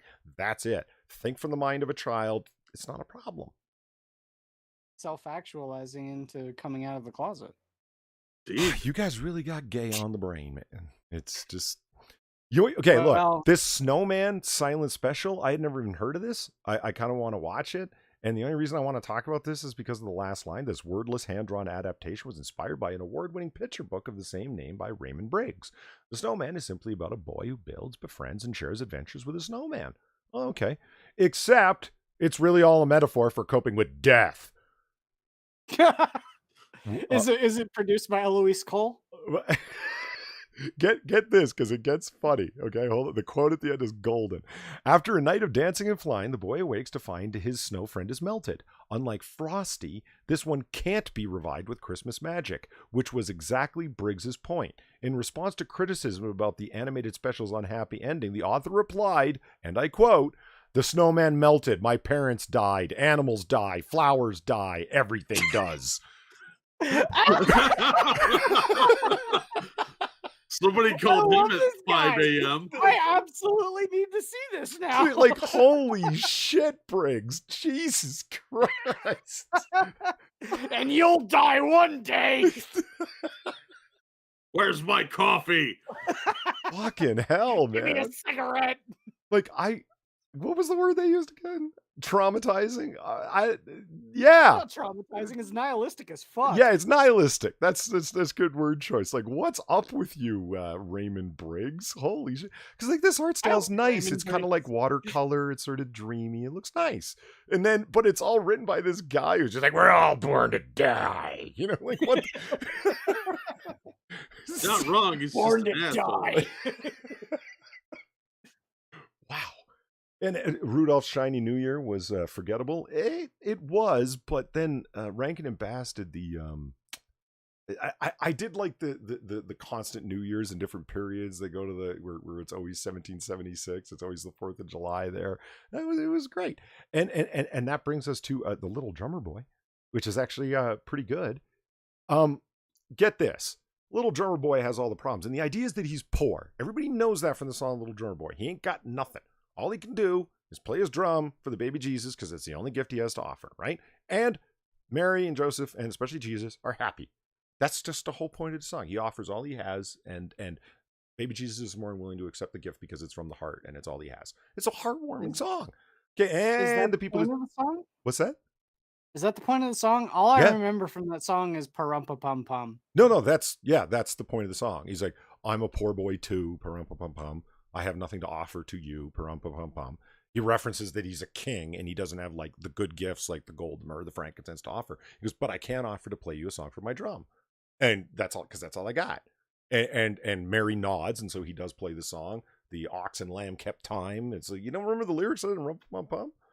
No. You know that's how all I it- remember is that was- parumpa pum pum. Oh. The ox and the lambs were looking at their watch like, wrap it up, kid. The song is like 12 hours long. Let's They be fair. weren't tapping to keep time, man. They were like, all right, let's go. Come on. Just fucking hurry up. Get out of here, kid. In any case, listen to the way that they sum it all up. When bandits murder his parents and steal his flock, yeah, it's supposed What? Well, yeah, he's supposed to have an extremely hard life, and the point is, when he finds his way to the baby Jesus, he finds salvation. Get it? That's the point.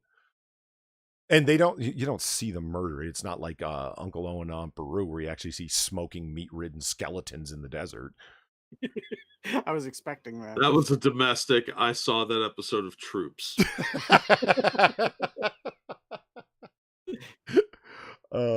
He loses all faith in humanity. The orphan nihilist takes off with his 3 animals that he has left and joins a traveling band of grifters, only to have his beloved lamb killed by a chariot crash. A quick trip to the baby Jesus' manger brings it back to life and restores Aaron's faith, but this special's overall vibe is unsettlingly cynical. No, your fucking website is unsettlingly cynical with every article, not just this one. You fucking people need to lighten the fuck up.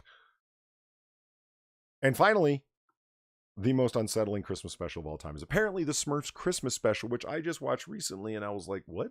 Why? Did they burn Gargamel?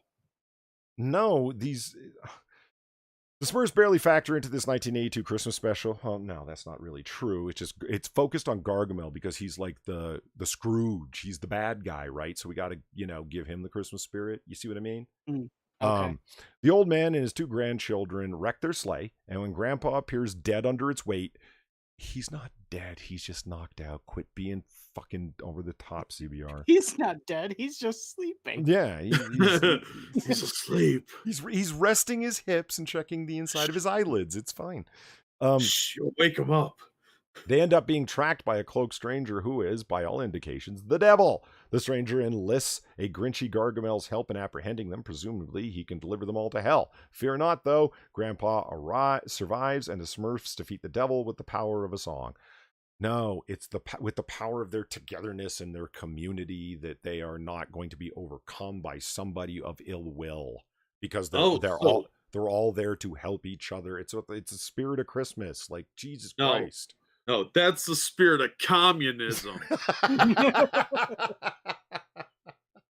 No, well, the spirit of communism is when the Politburo tells you will go rake those fucking potatoes in the field and then go feel the Christmas spirit, motherfucker. No, they're all. It's by will. It's by self-inclusion. That's individualistic. You know what the Smurfs did seize, though? The means of reproduction, because there's a whole village of Smurfs, but only one Smurfette. I don't want to hear your theories about trains on Smurfette. I heard it before, and it was disturbing enough the first time. Everyone's running a train on Smurfette. Just saying. Oh no, I think Vanity Smurf is pulling some action too. That dude. Oh, maybe a little bit, yeah. And by the way, their dentist. See, I'm reticent to mention this, knowing how twisted Quiz is. There's more than one female Smurf. There's also the child Smurf Sassette, but I don't want to hear what you think they're doing with her. Oh, ew. I mean, at least Smurfette can consent. Well, Smurfette was also created by Gargamel. Until she showed up, there weren't any women in that village. Yeah, so then Vanity was getting way more action. Why isn't somebody written up that Smurfette is a trans woman? I bet you could rule 34 that pretty quick. Well, no, like they should, because that isn't that like her genesis. Well, she had like black hair and was evil, and then when she became good, she became a blonde.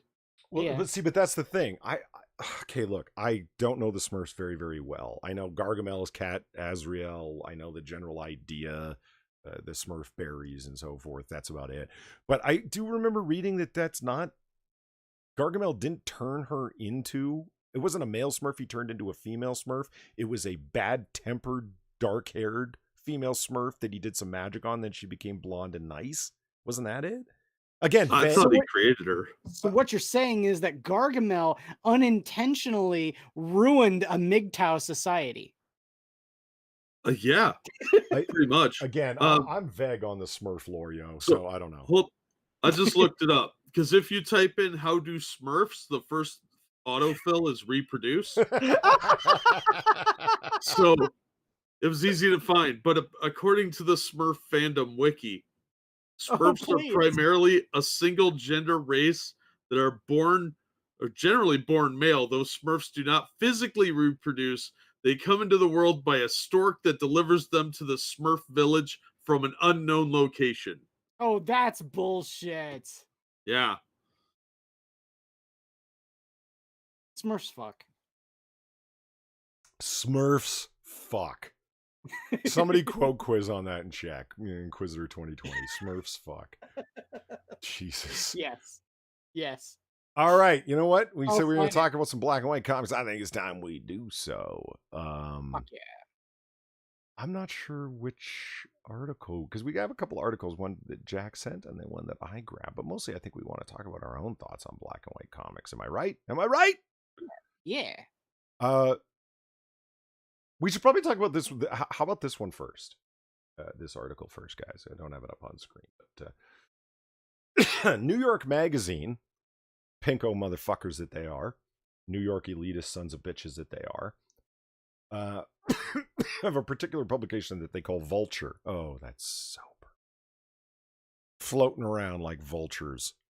Culture vultures, that kind of idea.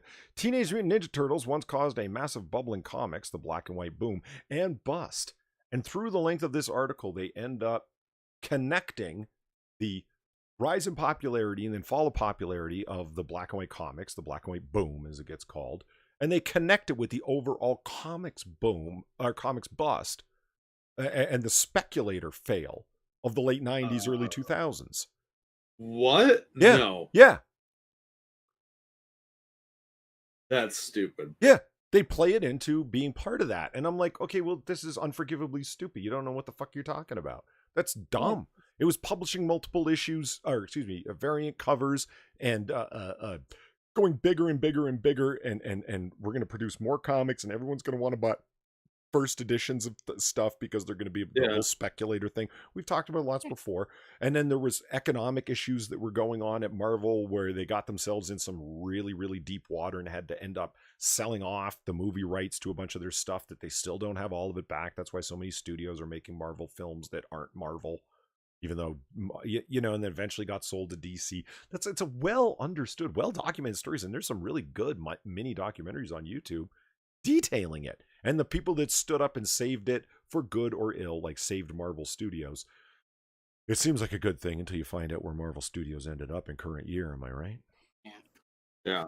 I think the major thing that they're not taking into consideration, if that's exactly where this leads, is the fact that black and white comics were made because they're comics that can be produced with a budget. Yeah. I mean, yeah. They're ridiculously cheap. They're on a lot of times lesser paper or even newsprint. They do mention that in the story to their credit. They mention Kevin Eastman, Peter Laird, and how they borrowed the money from I believe it was Eastman's uncle to do the original to get the original 3,000 comics published. And they reference why do it, and it's for the reasons you said. It's printed on newsprint. The coloring doesn't need to happen. It can be happening on a small cottage industry scale. So the independents can do it, can manage it. You know, and that's sort of why it took off and why everybody wanted their hands in that pie. Want to talk about the hands that got in that pie? Hey, Jack. Mildly microwave prepubescent kung fu gophers. Remember? Yeah, I used to have an issue with this. Mildly microwaved. Yes. It was always about mutations in some way because Teenage Mutant Ninja Turtles, right? Remember that one? Yeah.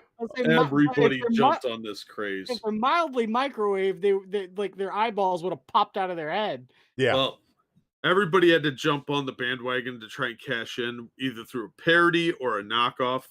It was nuts how many of these things came out. Yeah. To go the opposite direction, there was geriatric gangrene jujitsu gerbils. Indeed. I love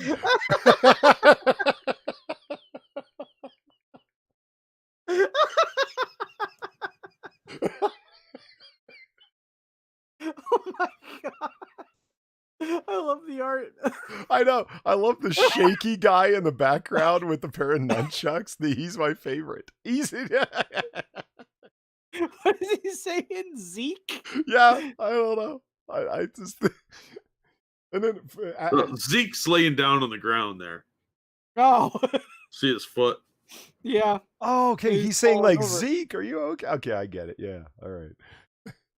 And then we have here. Of course, the adolescent radioactive black belt hamsters. Yep. Yeah, that's one of the much more well-known ones, and there it is. This one is not just the cover; it's the actual comic that I've got the digital version of. You got the kangaroos in there too. Oh yeah, yeah. I'm surprised no one's ever mentioned the thing that started off all of it. Like it was even before Turtles. Samurai Pizza Cats. Yeah, well, next 6 minutes did mention it right there. Yeah. Yeah, Samurai Cat was out around that time too, and which was a different property. I didn't find Preteen Dirty Jean Kung Fu Kangaroos. I wasn't able to find a cover of it. Oh, sad. Yeah, but I did find Cold Blooded Chameleon Commandos. Yeah, I had this one too. Hard-hitting, fast-paced action like you've never seen before. Genetic mutation at its finest. Blackthorn put out a lot of weird shit, man. Yeah, and it is interesting how there is a lot of aping off of like not just the general notion, but a lot of Eastman and Laird's style too. Yeah, like their artistic style. It's odd. Yeah, so anyway, yeah, Preteen Dirty Jean Kung Fu Kangaroos. I went looking for the cover and couldn't find a copy of it, and I don't have a digital copy of it, so I wasn't able to do that. But So the comic boom, and we're talking about Teenage Mutant Ninja Turtles starting it all. I can show you the very first black and white comic that I ever read.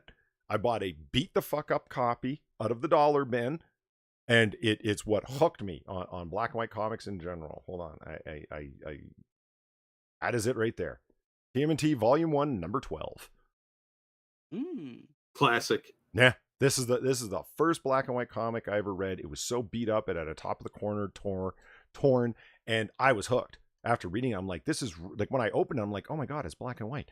But then, Quiz, you know me. Look at all the heavy inks. Like, Yeah, right. But it was odd. I'm like, wait a minute, they're turtles? And what's with the rat?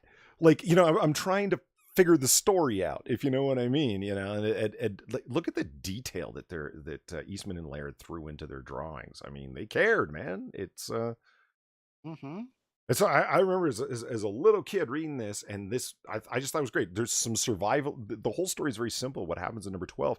The turtles, Shredder, April, and Casey go out for a picnic, and a guy comes busting through the forest saying some survivalist nuts are out here trying to kill me, and bang, he gets shot.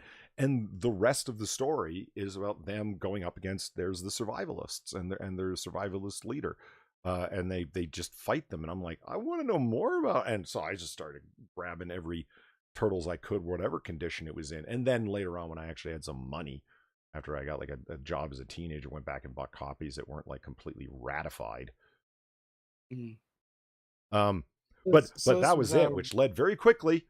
This one more quick one to the comic that really sold me on the black and white boom that has never gone away. There it is, number 17 of Usagi Yojimbo, Volume 1. That is my first Usagi Yojimbo comic right there.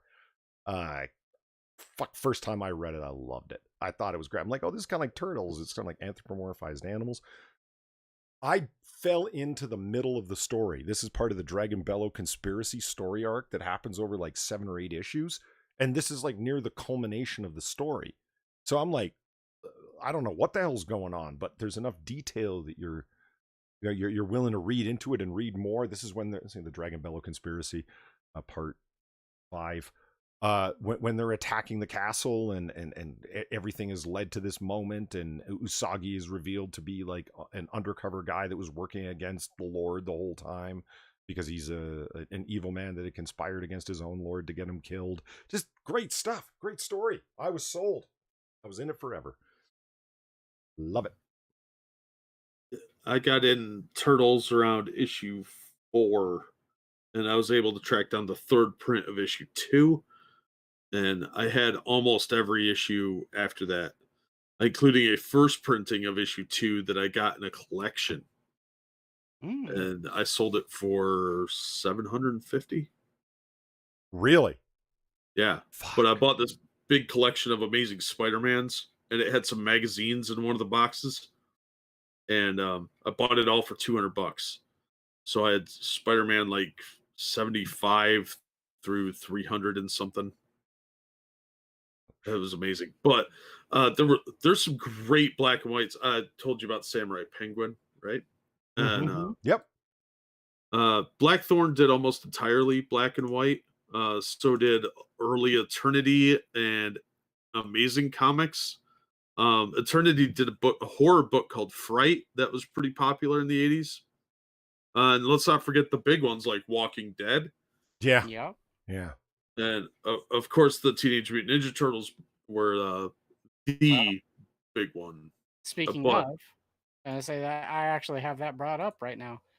I can share it. That was one of the ones I was considering pitching, but yeah, Walking Dead. That's a modern one. And you know what's funny? The speculator boom and everything that happened with Walking Dead. This comic was produced in, I think it was 2000. Guess how much issue number 1 sold at auction for? $20,000. See, I had a chance to buy a copy of it for like $6, and I was like, that looks fucking dumb. I actually personally liked the older art style in Walking Dead. I thought Walking Dead was a great comic until issue 200 something. took Yeah, forever to get anywhere. it did.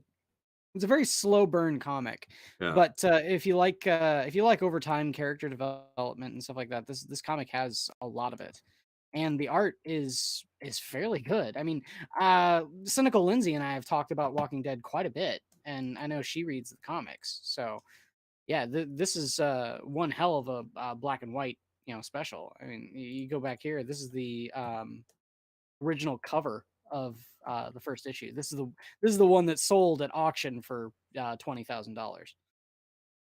Yeah. And with this kind of art, I could see the draw. Yeah. It- it's good art, but I just got bored. I'd have to read them in trades. Yeah, Thank you for the donation, Rodline. I'll check that out later. Thank you. Um, yeah, we haven't talked about Cerebus Yeah, no or kidding. any Good or point. uh, Brew the Wanderer. yeah, Gru. There were a lot of really good black and white books. hmm So I think black and white's a really underutilized um, market now. Like every now and then you'll see some Indiegogo or Kickstarter that's in black and white, but the shading and the hatching that you could do with it is amazing. Usagi Yojimbo is one of the best. Same with the turtles. But yeah. there were some good ones out there, and they always ended up in the back issue bin, generally pretty cheap. Yeah, it's strange. That's where I found a lot of like really weird indie black and white comic books back in the day. There were a whole Yeah, bunch of ones that it's sort of like not aping off of the turtles per se, like we've already established there with all of the the, the different comedic ones. The geriatric gerbils is probably my favorite. yeah, But no, there's tons of black and white stuff, especially like stuff that was kind of aping off of counterculture and like underground culture at the time. There was yeah. a lot of martial arts black and white comics that dealt with like things like the yakuza and stuff like that. So Uh-huh. there was a lot of exposure to those sort of stories to kids, and it felt like you were getting into something more mature because it's not all bright and colorful because it's dark and heavily contrasted. Oh, There you go. somebody checked their Twitter. Yeah, Johnny Hellcat sent this through Discord, and I'm like, oh, okay, there it is. Thank you, Johnny Hellcat. There's preteen dirty Jing Kung Fu kangaroos. Gunko.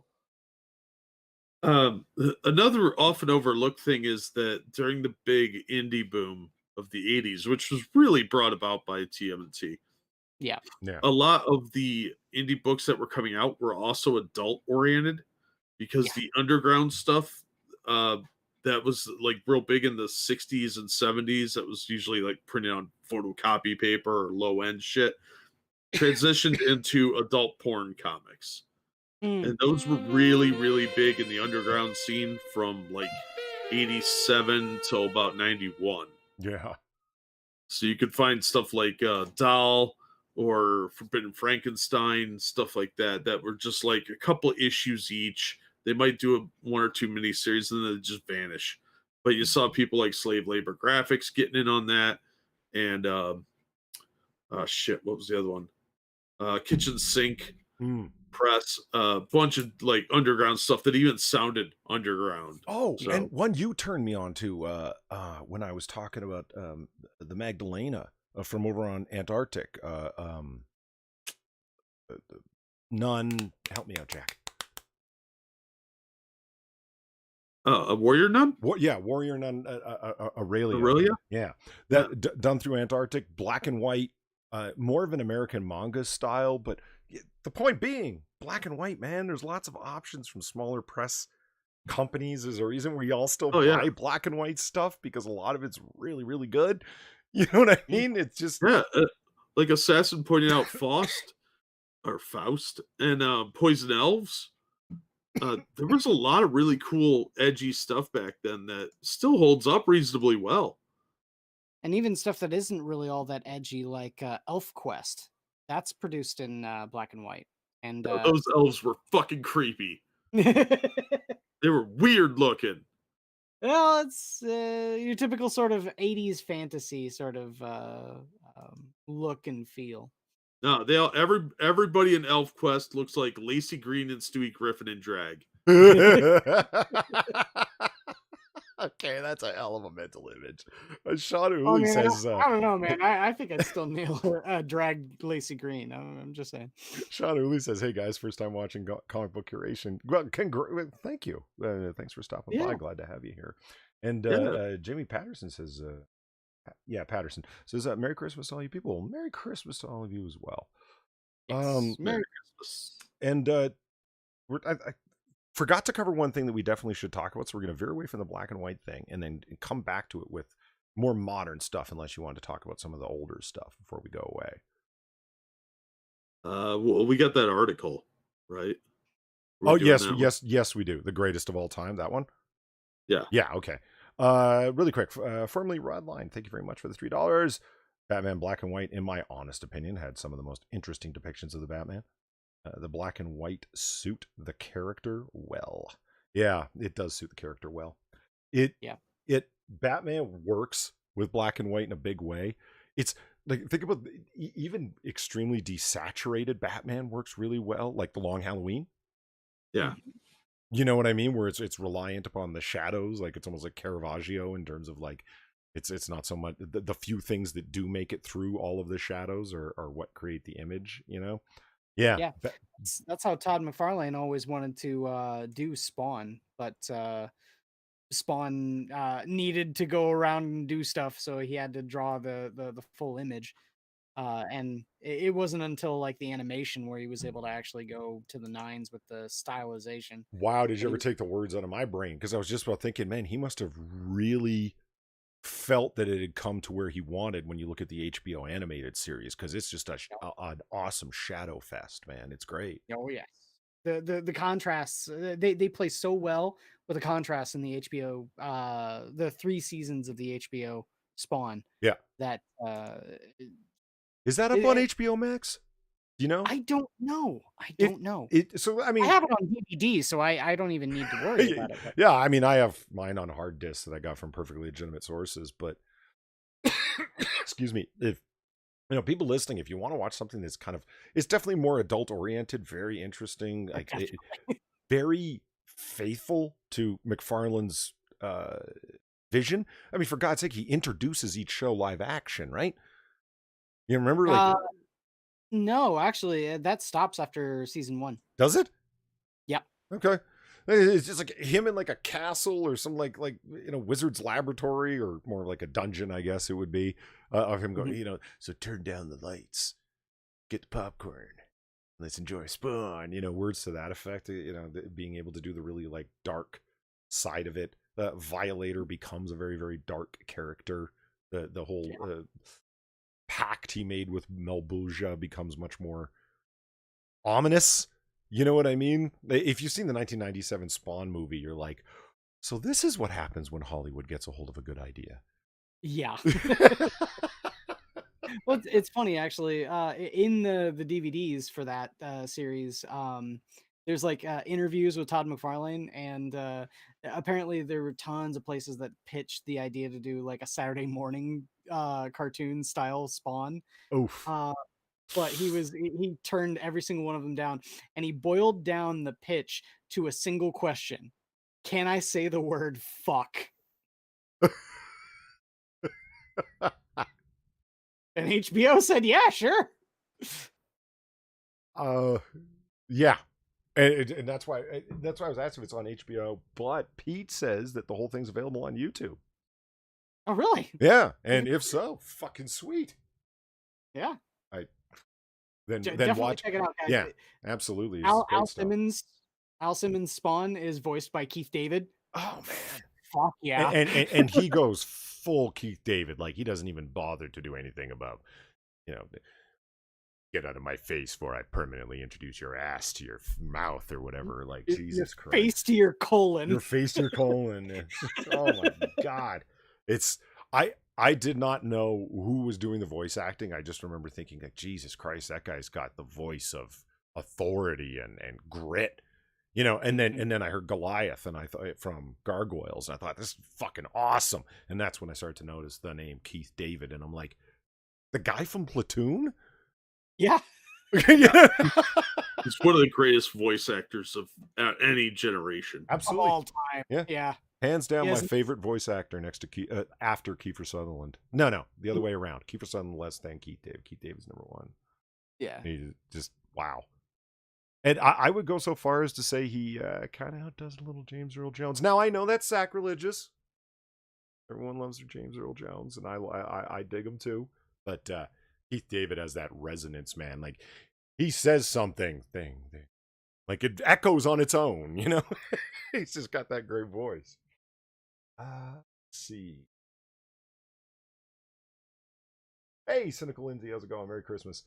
So, we're going to go on to the 10 best black and white comic books. So you missed it, Cynical Lindsay. We talked about Walking Dead for a little bit. Obviously being our black and white special, you know. Childs and John Carpenter's The Thing. Yes, and the bartender in Patrick Swayze plays a bouncer. He goes Roadhouse. Yeah. If notice it or not, but Keith David is a bartender in that movie, and he's got like 3 lines. And it's like the most talented actor on set, and you've got him wiping the bar down and serving musty beer.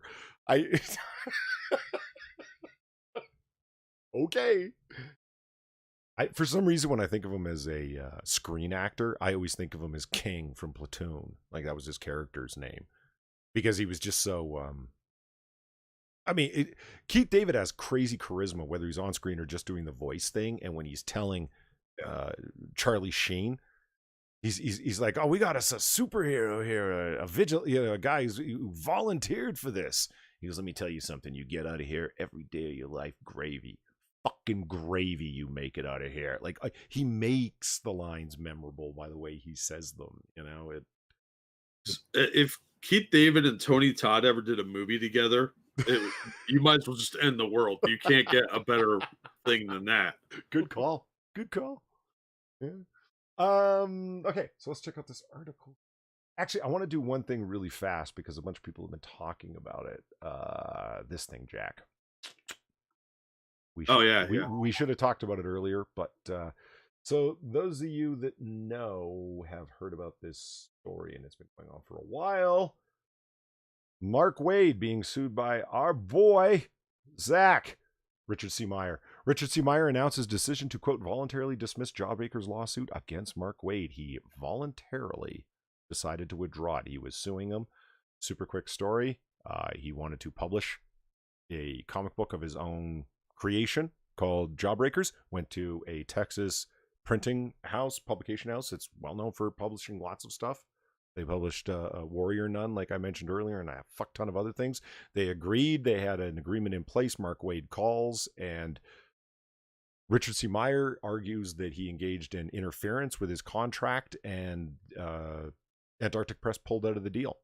And so Richard C. Meyer sued him for calling him every name under the book, intimating he was a white supremacist and had connections with white supremacy groups, and had interfered with his contractual relations with Antarctic Press by threatening Antarctic Press in terms of the shitstorm of social media crap that would come down on him. So that lawsuit's been going on forever and a day. Mark Waid, as you can see, started his own GoFundMe, his own legal defense fund, to defend himself, even though the guy's rich as fuck. This giant man baby, in my opinion, didn't want to spend any of his own money. Richard C. Meyer, not being a wealthy man, funded it in the same way through a GoFundMe. But there's the two people in question. Served his country, both in the U.S. Marine Corps and in the U.S. Army, 2 tours overseas, and has multi-ethnic children. Mark Waid, a guy who claims to speak on behalf of all BIPOCs and people of color, because in his words, the strong must protect the weak.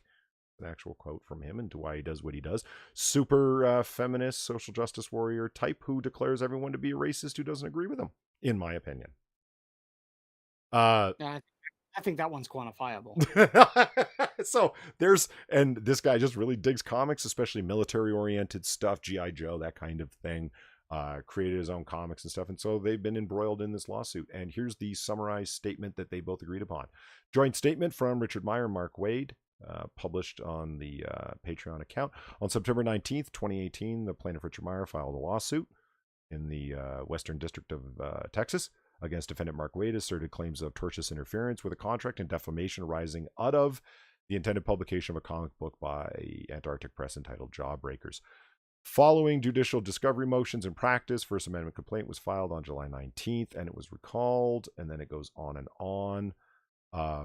The joint statement finishes, since the filing of the lawsuit, Jawbreakers has been successfully published, and COVID-19 has significantly impacted the world around us. Upon consideration of all the circumstances, the parties have jointly decided that it is in the best interest of all concerned and the comic book community at large for this litigation to end, and Mr. Meyer has decided to voluntarily dismiss the lawsuit.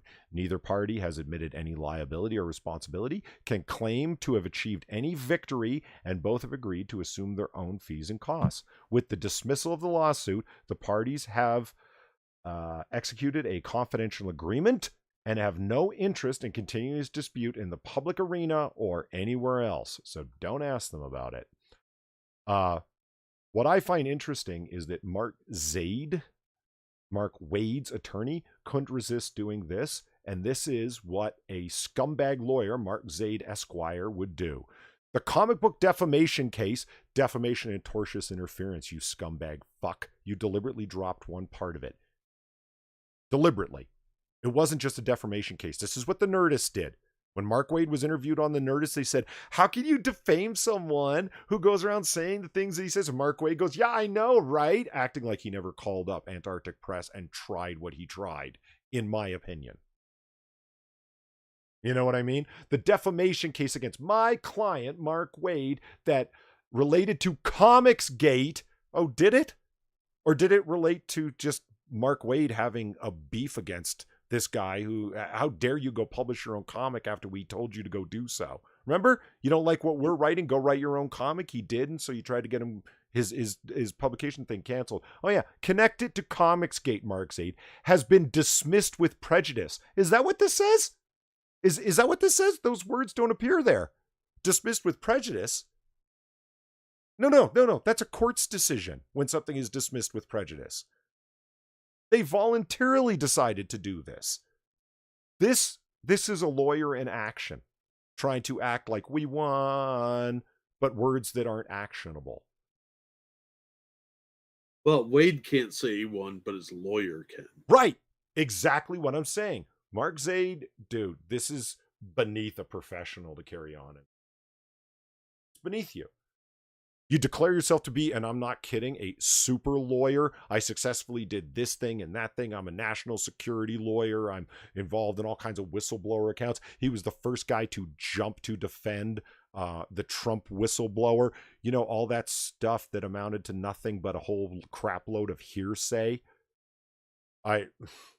This guy, Mark Zaid, in my opinion, is so close to self-promotion in what he does. What did Mark Zaid even have to end up having to do with the court case? Very little. It was the lawyers that he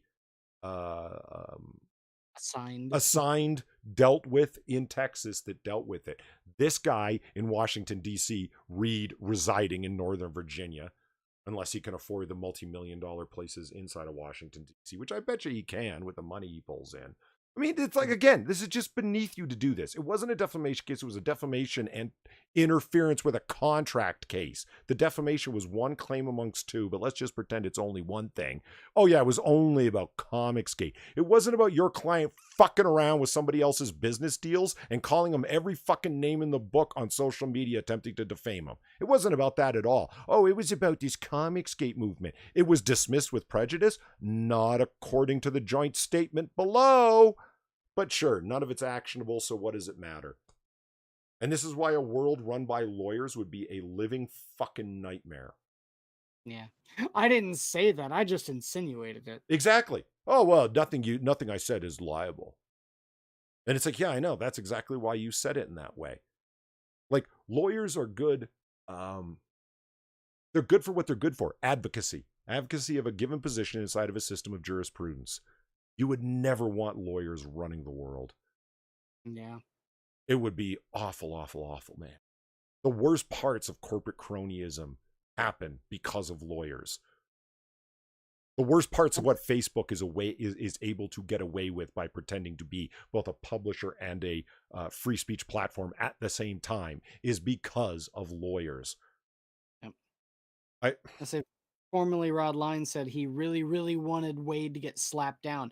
That's what I've been saying since this first came out, man. It's not about the money, it was the principle of the thing. It was the principle to show not just Mark Wade, but everyone in his little sphere, well, not little sphere, not inconsiderable sphere of influence, that they can't run around and just say whatever the fuck they want.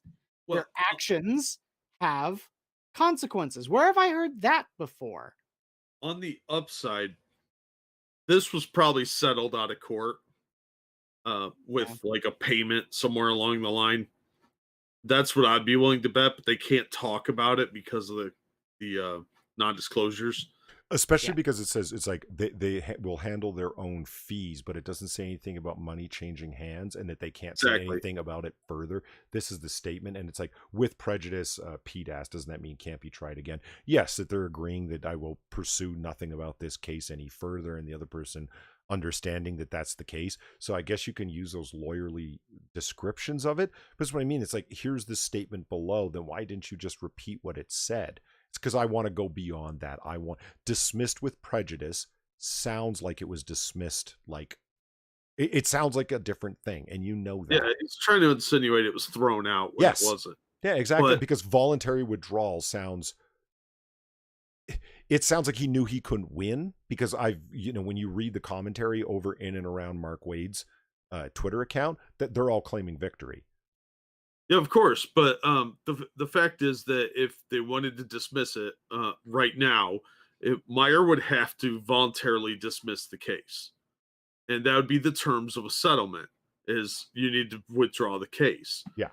and the only reason they wouldn't be talking about this if it was a victory is if it was terms of a non-disclosure where they had non-disparagement clauses in it. There were there were a few comments, and this is odd. Comments that are like, "Oh wow, that's a good point." How often do you see that on the internet? Beneath this article that I think makes some good points. Underneath the article I just read here from Bounding, Wade did an indirect blessing by stopping your boy's Axe Publishing and forcing his independent route. And I thought, what? Where are you going with this? Also, the negative press against Wade and the positive press for Meyer was priceless. By Richard's own admission, he's pulling down around $100K a year. Not bad. Conversely, Wade is walking on eggshells. Okay, maybe that's a little bit over the top in the point that you're making, but I get where you're going with this. This person's disappointed. Wade needed a humbling. I agree, but didn't he get one? Because somebody makes the comment here. Zach even if Zach got even 1 cent in agreement, that would be a settlement. This is a voluntary dismissal. There are two legal terms with prejudice. Without prejudice only means that the parties or the governing body decide blah, blah, blah, blah. It goes in the description. It forced Wade to shut up. Yes, it did. Because Wade has not been carrying on like he was before. If you go to his Twitter account now, he's not running it. It appears, in my opinion.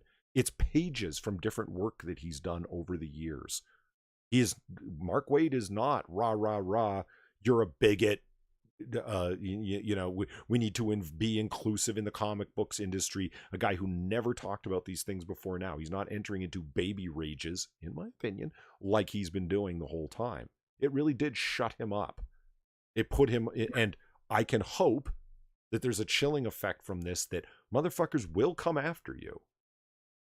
If you go so far as to do this, you might end up in court.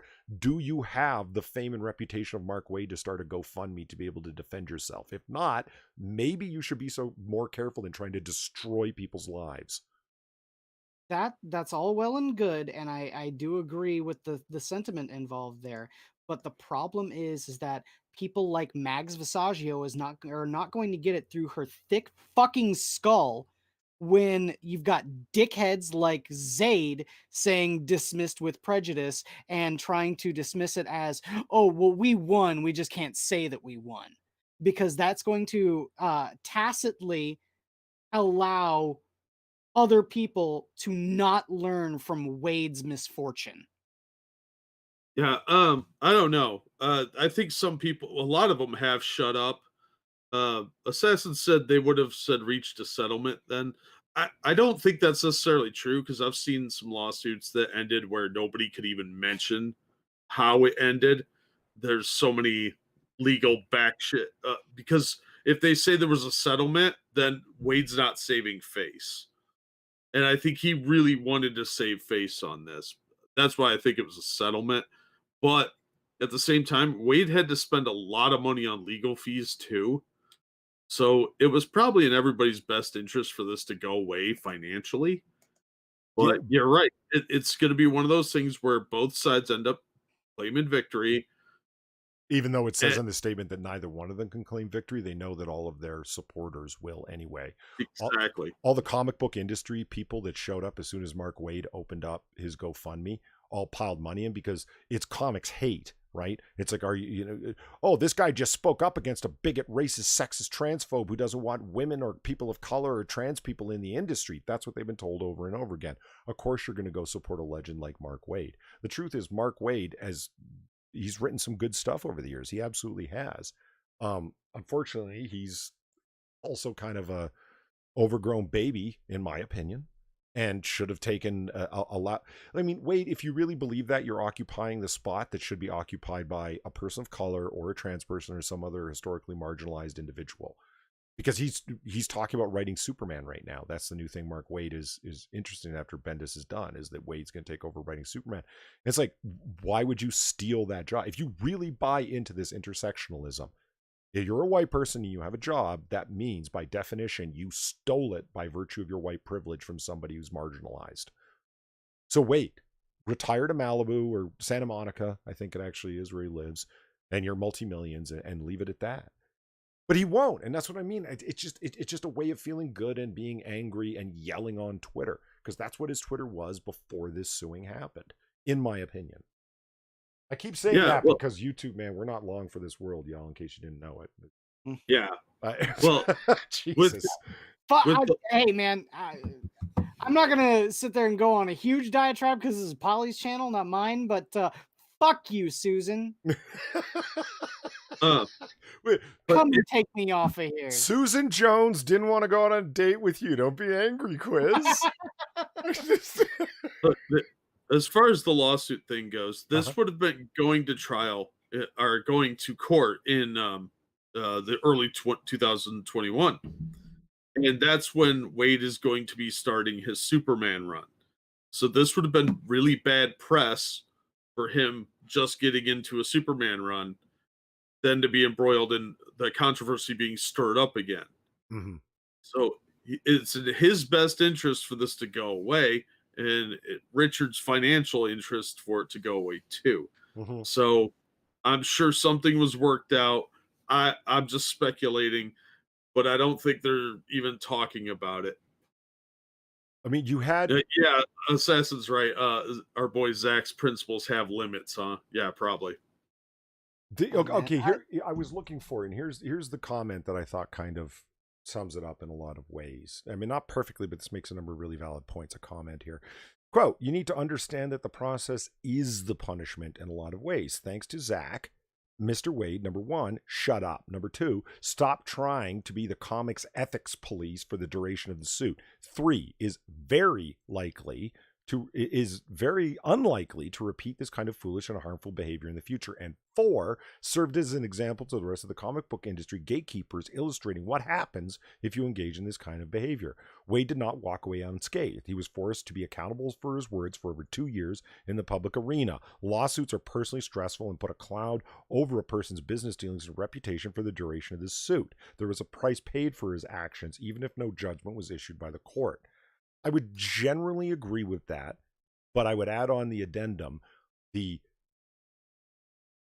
helped raise Richard C. Meyer's profile. He is now a self-sufficient comic book publisher. He's no longer an IT guy, although he could go back to that if he wanted to. Yes, his reputation suffered extreme damage from everyone calling him every name in the book.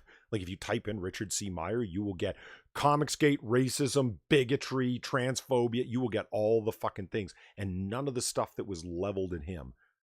Do you know what I mean? So he had to deal with a lot of shit, but now he's self-sufficient. He's got constant Indiegogos going up. He's selling books. He's doing well.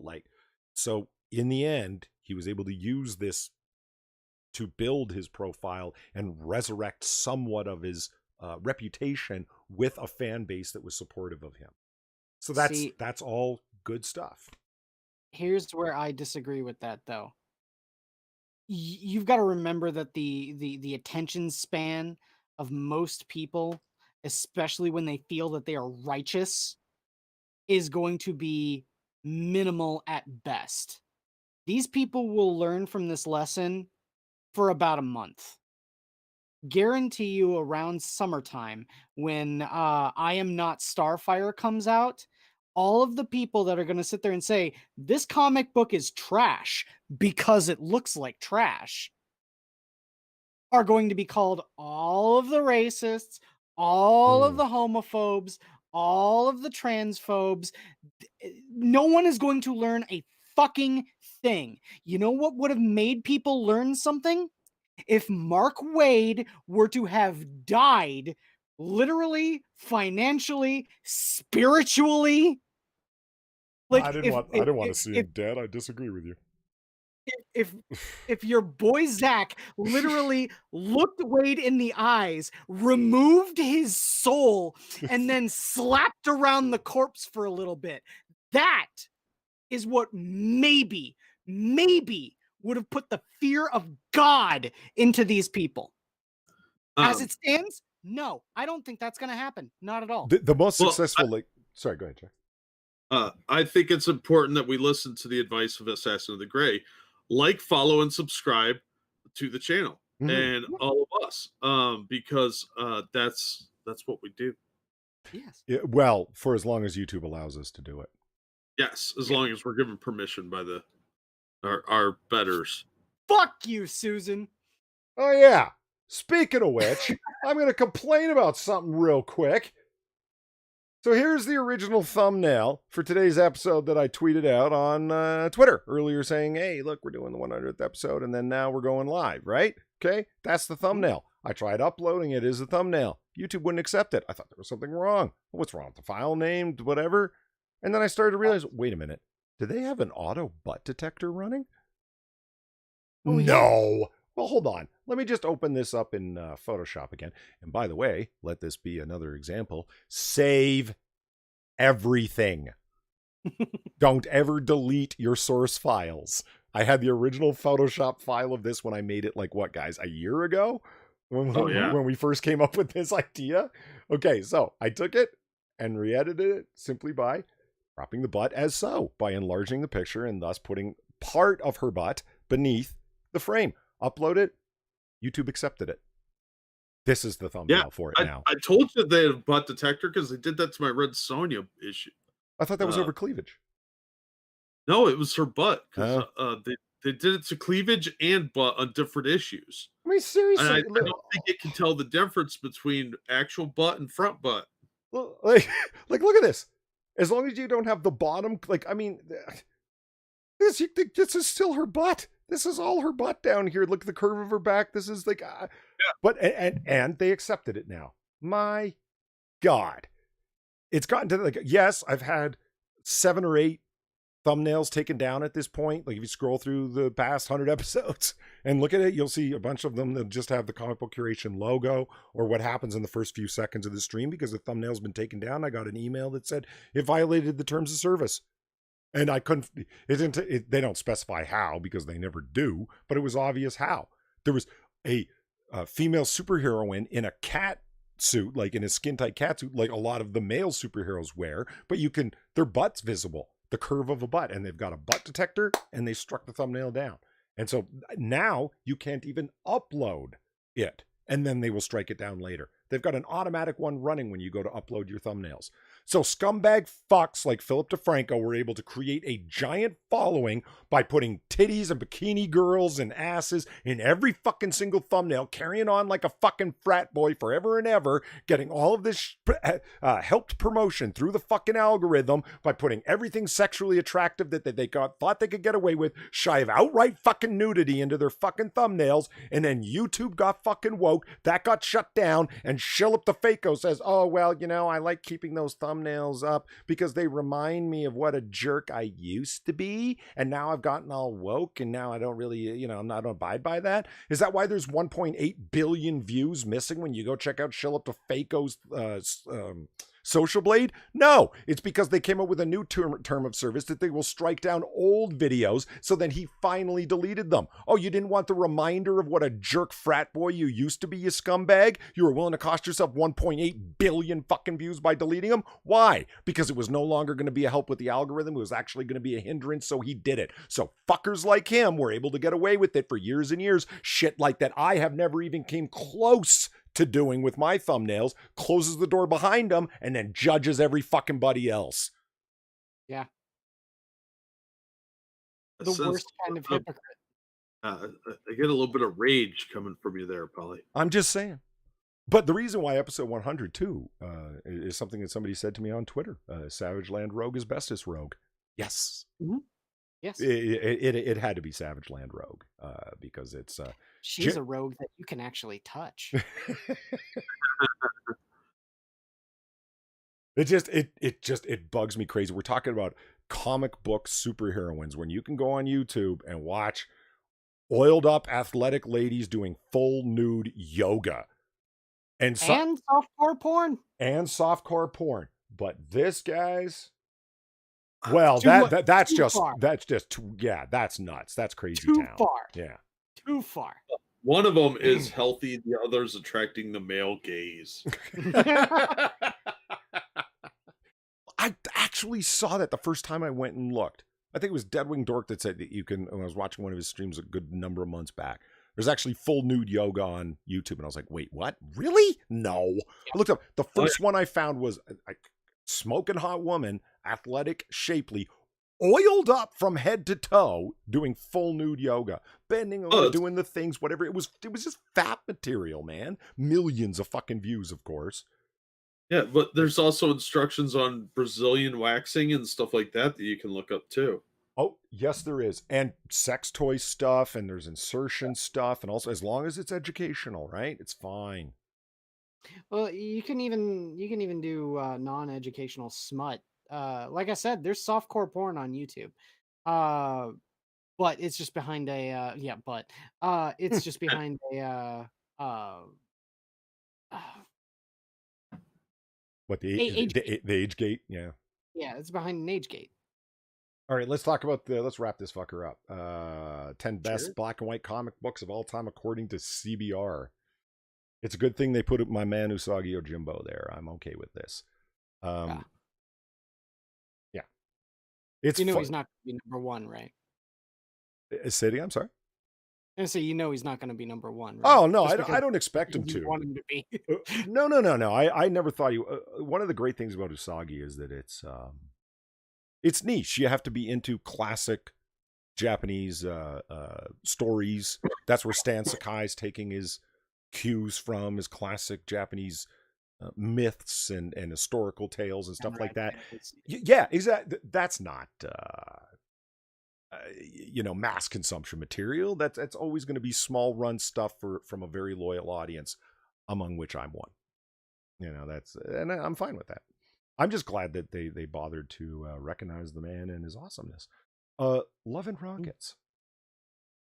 Yep, this was big with the underground hipster scene, pre-hipster technically. Much like one of the other ones later on, this was more for like young gay men and lesbians and the people that were like incredibly liberal. It was just a romance book. Okay. Serialized romance. I don't even know about it. There's that when you're saying gay men, I'm all like, but there's lesbians there. Yeah, gay men and lesbians. The Walking Dead. Of course. Also, for gay men and lesbians. Oh, Jesus Christ. Fuck you, Jack. I didn't see that coming. That was good. Okay. And I think Quiz did a good job explaining why it's good, why it's awesome, and the value that they've spiked to. Yeah. It's really better read in trade paperback, though. It is. Trying to collect it in single issues it's just not practical. But Well, they have and giant omnibuy with 30, 40 something issues in them. yeah, and reading the single issue, not a lot happens most of the time, so it's a little unfulfilling. Yeah, Whereas you can at least get a little bit of an arc. Yeah. It's weird because I never read single issues until about, I think it was like issue 120 is when I hopped into it and I started reading them as they were coming out.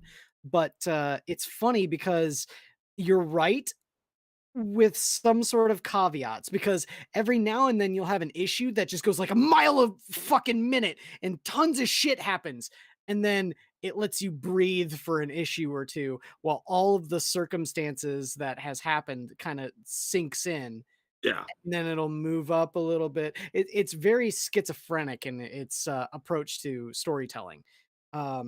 Things happen in spurts in The Walking Dead. Yeah, I think that's why it's best in trade, because you can get better pacing. Mm. Yeah.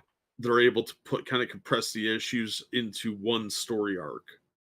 Anyway, sorry, rambling. Yeah. Cynical Lindsay says there are two choices of The Walking Dead and Sin City. Fine picks for the best of all time. Those are not bad. And there's number 8, Usagi Yojimbo. I already carried on why I love Usagi Yojimbo. So I'm happy that they thought to include it. That's great. Usually CBR would just move beyond it and try and find some like trans comic that sold 3 copies and then like, yeah, this is the greatest thing of all time. Like, it's just, go ahead, write a trans comic, just make it good. And does it have the holy fuck, like 1985 was Usagi Yojimbo's first appearance? Stan Sakai's still writing new stuff. That's amazing. Yeah, that's amazing. It's still going strong. Yeah. And God bless him. Godspeed, sir. Keep doing it. I'm buying him and loving it. There he is. There he is. I just think it's funny that we showcased 2 of the comics that are already on this list. Yeah. I think Cynical Lindsay says Walking Dead should be higher. I think they're talking about like greatest of all time, and they're including influence as a part of that, as part of their calculation. So it's, maybe Gru the Wanderer isn't the most popular thing now. Maybe a lot of people don't know who it is, but people that got into it back in the day certainly knew who the fuck Gru the Wanderer was and who Usagi Yojimbo and TMNT were, So that's my guess as to part of what Cerberus the Aardvark. Yeah. Cerberus was a major deal because it was the longest running independent comic book at 300 issues up until Spawn hit 301 a few months back. It's been late last year. And then remember, Dave Sims got canceled big time. Remember? Oh yeah, hugely. Fuck. But he's still releasing one shots of Cerberus. And if you really want to, the best of that run was High Society and Church and State. So if you want to read Cerberus and don't want to read all 300 issues, because the first 50 kind of sucked, jump in on those 2 books. They're really fun. There's Sin City, of course. My man Miller. Just legendary stuff. There's Yellow Bastard and all the great things that make it great. Frank Miller's Sin City is a Eisner Award winning series. Remember when the Eisner Awards mattered?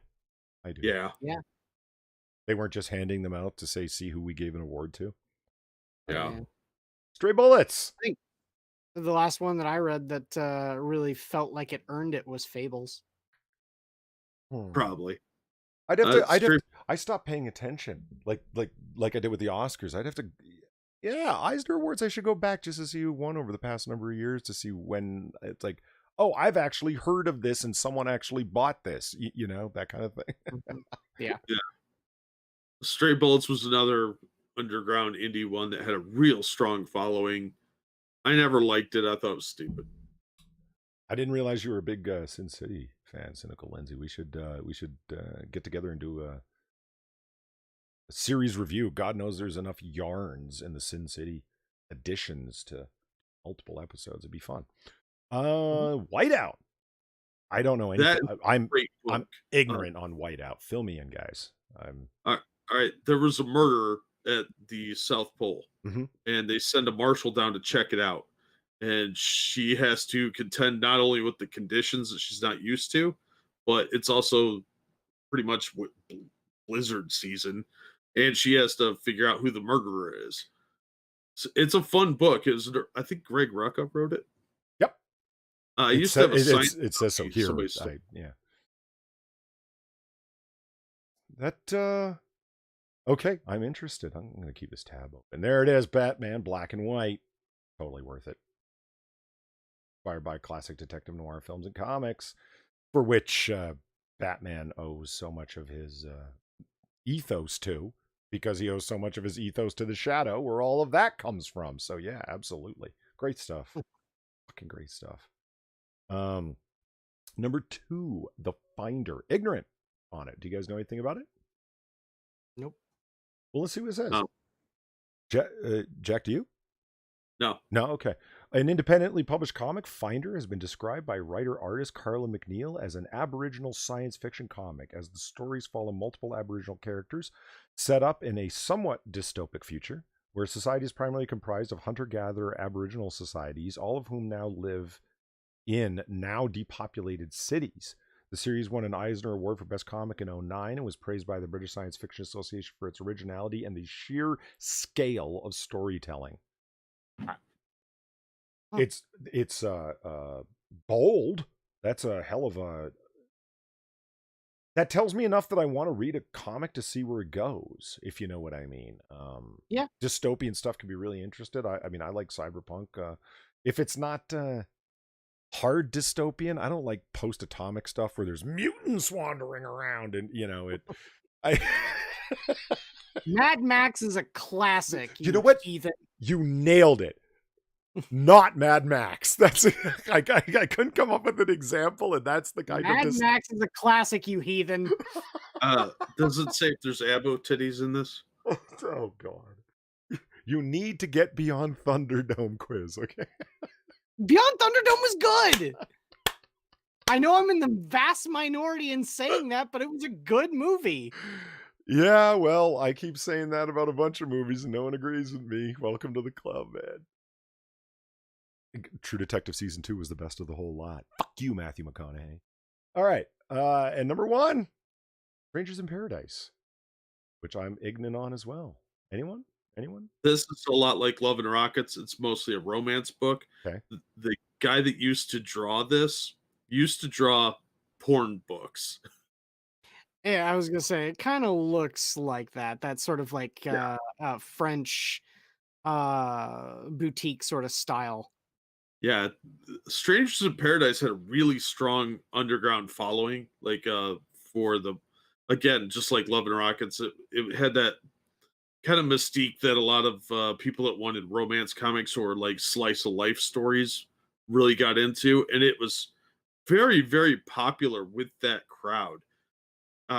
It's kind of hard to describe, but there was a type that would buy this book, but they bought it religiously. You want I should spell it out for you? I'm not interested in, man. Okay. Got it. A writer-artist, Terry Moore's Slice of Life comics. It follows the complex relationship between Francine and Mary Cachu and their relations with David Quinn, the long-running indie comic of the lost decade.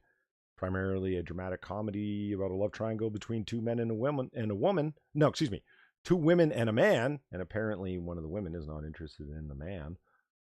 And Cachu's past as a lesbian sex worker. It won an Eisner Award, shocking, National Cartoonist Society Rubin Award, and the GLAAD Award in 2001 and 2003. To be fair, though, that was a Eisner Award in 1996. Yeah, that's back in the day, all right. Yeah. Like I said, it had a really strong following, and people loved it. And there were some spin-offs, just like Love and Rockets. They had some little spin-off, like, miniseries and stuff. I never got it. I thought it was boring and stupid. But it wasn't like the modern gay comics where it's like, I'm gay. How do you like that? And Yeah, put that in your pipe and smoke it. yeah, it was a lot more like just shitty relationship stuff. I So it was boring in that sense, but it wasn't like the gay comics of now. Well, you know what I was about to say? Like, I hear you, and it's like, I mean, a couple of times you say it's like a romance comic. Hey, listen, I don't want to read romance comics. They're not my thing, but they should totally be a thing. Yeah. Yeah. You know what I mean? wanna read. Write it and write it well, man. More power to you. Get people, yeah, absolutely.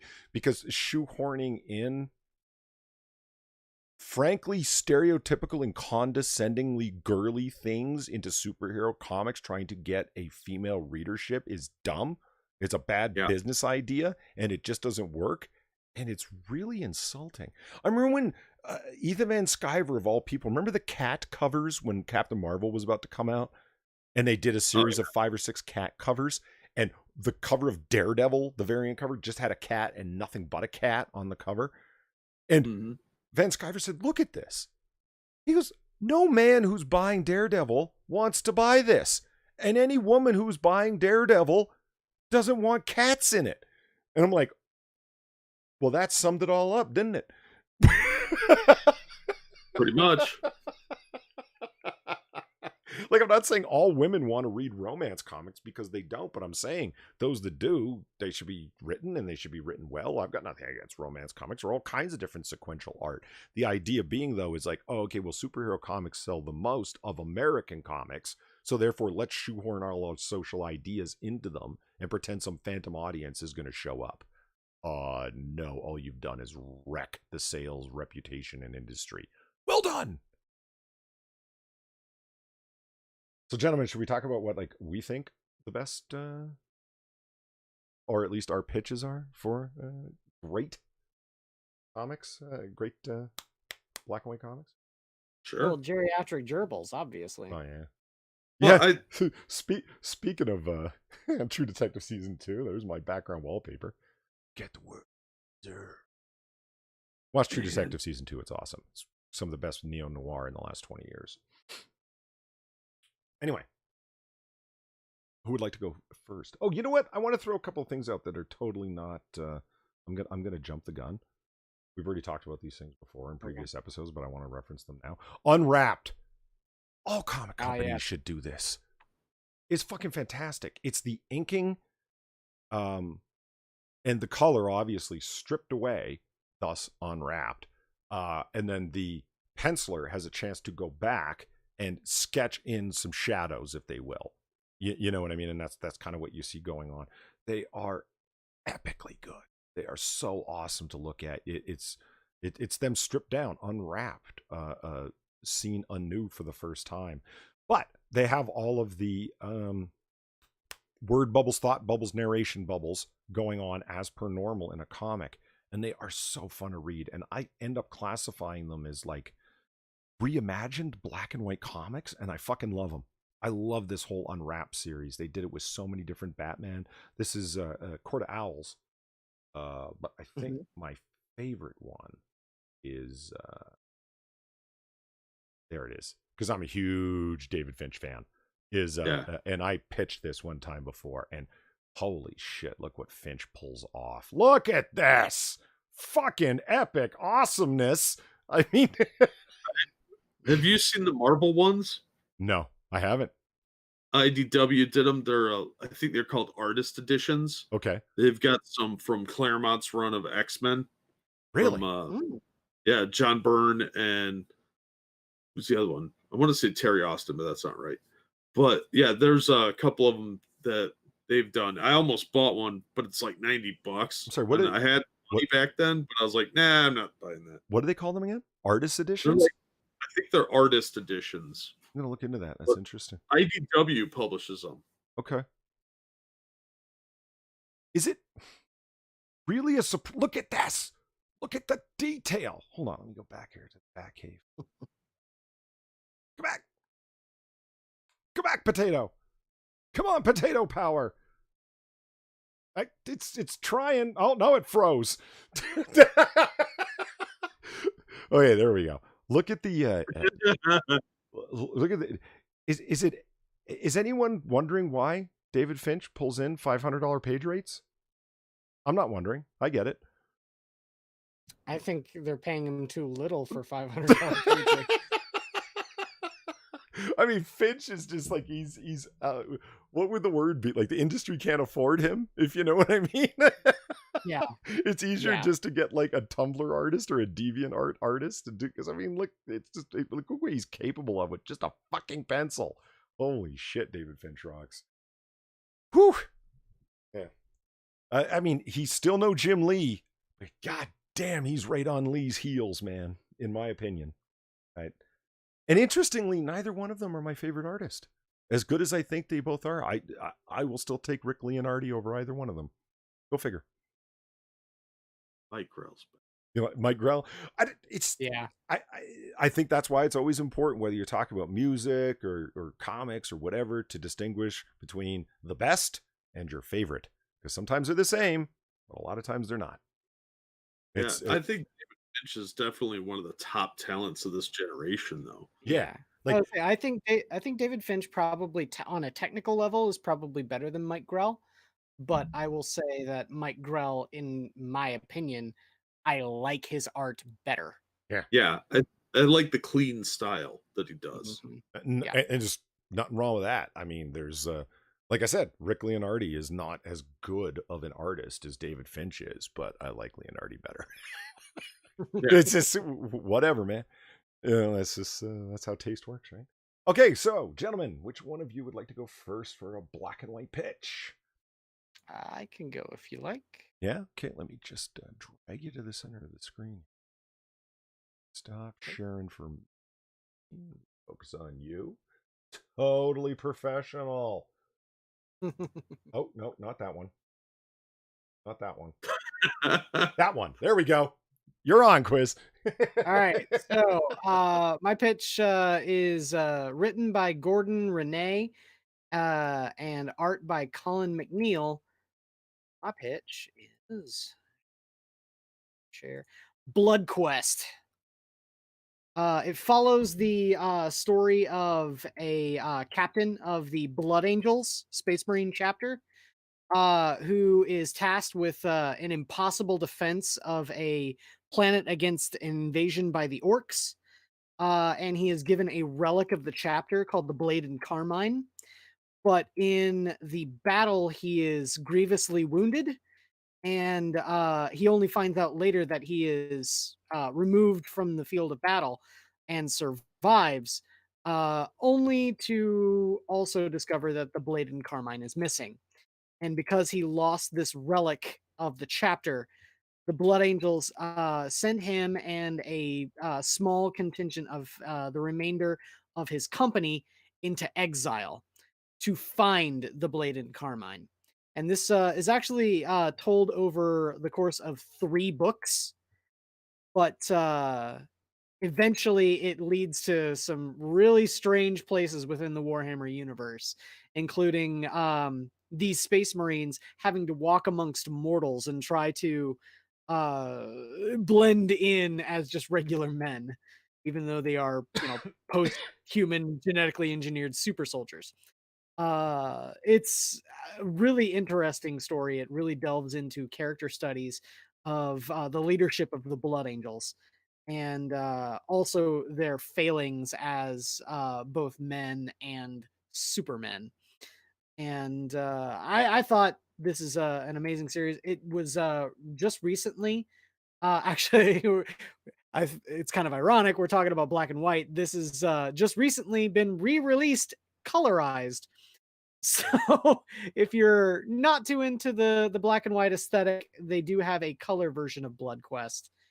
But yeah, I love this. It's a very interesting story of a small group of space marines that do not have the sanction of not only their chapter but also the wider Imperium as a whole. So they're acting very autonomously. I enjoyed it. Blood Quest. Cool. Nice. So does it disturb you to see not green orcs? I'll say they were white. It was strange. You want to go, Jack, or shall I? I don't care. What do you want to do? You go ahead since we're already set up for that screen share. All right. Let's see here. First of all, this is the really cool picture that Angela and Pete got me. This is from Grisella, Sweet. and it's pretty awesome. I love this, so I wanted to share. Grisella's extremely good at what he does. Yeah. Yeah, it's awesome. So I am pitching X Mutants. This is published by Eternity Comics in 1986. Issue 2 was published by Amazing Comics. Then after issue 5, it was published by Pied Piper Comics. Eventually, it would return to Eternity, where they would do the Shattered Earth Chronicles, and then it went on to Malibu, and it's been kind of MIA ever since. But imagine that the apocalypse happened. There was a big war between the States and Russia, and everybody alive is a mutant. Well, some mutant doctor figured out how to undo that with recessive genes, so he created the X mutants, who are just normal people. There's only one dude and 4 chicks for the obvious reason. Breeding population. But they're also trained in martial arts and all sorts of cool stuff. So they go out on adventures. And they are Oh, that art is so 80s. I love it. I'm laughing in enjoyment, not mockery. That was great. All of them in the convertible. That was great. Right? The mutant doctor guy's got a third eye up here. Oh, yeah. And all the other mutants hate them because they're like, oh, they're normies. He grew them in a tank. See the tanks? Mm-hmm. Pretty badass. But yeah, I just thought it was fun. It's dystopian future with these like martial arts superhero types, and they're of course all trained in different things. They're all badass, and of course you got their relationships, but it's all about their adventures. It's a lot of fun, and look at that 80s hair. Come on. Yeah, man. And this chick has like the sluttiest outfit. It's just like a crotch thong, cheek hugger. Her hair's bigger than her whole upper body. I love it. Right? It's so 80s, but it was so much fun to read this. I had been hunting for these for a long time, and I happened to stumble across them in the cheapest possible way. They were at a quarter bin, and I was able to get the whole run. So I really think these are worth tracking down. You can find them for $2 or $3 a piece. And there was a whole bunch of them. There was the 8-issue original series. There was the 10 or 12 issues Shattered Earth Chronicles. Malibu's run was like 12 or 15 issues. And then there were a bunch of like one-shots and stuff like that. I'd really like to see these guys brought back. I thought they were a lot of fun. But yeah, the art's pretty solid throughout the series because it's by the same guys. So if you like the art, there's actually a lot of better art that I couldn't use because they were plot spoilers, but absolutely worth checking out. So if you're looking for some superhero type black and white action, check out the X Mutants. Sweet. You probably have to. Hey, switch everything back to where it needs to be. Well, I don't think anyone's surprised at what I end up hitting. It's the way that it is, guys. I like what I like. You know what I mean? Considering you asked me about it before we went live, if you'd already pitched it. Yeah. Well, sort of. Yeah, I'll explain what quiz means by that here in a second. I think you're just pandering to cynical Lindsay is what you're doing. I didn't even shut up. I didn't know that she liked The Walking Dead.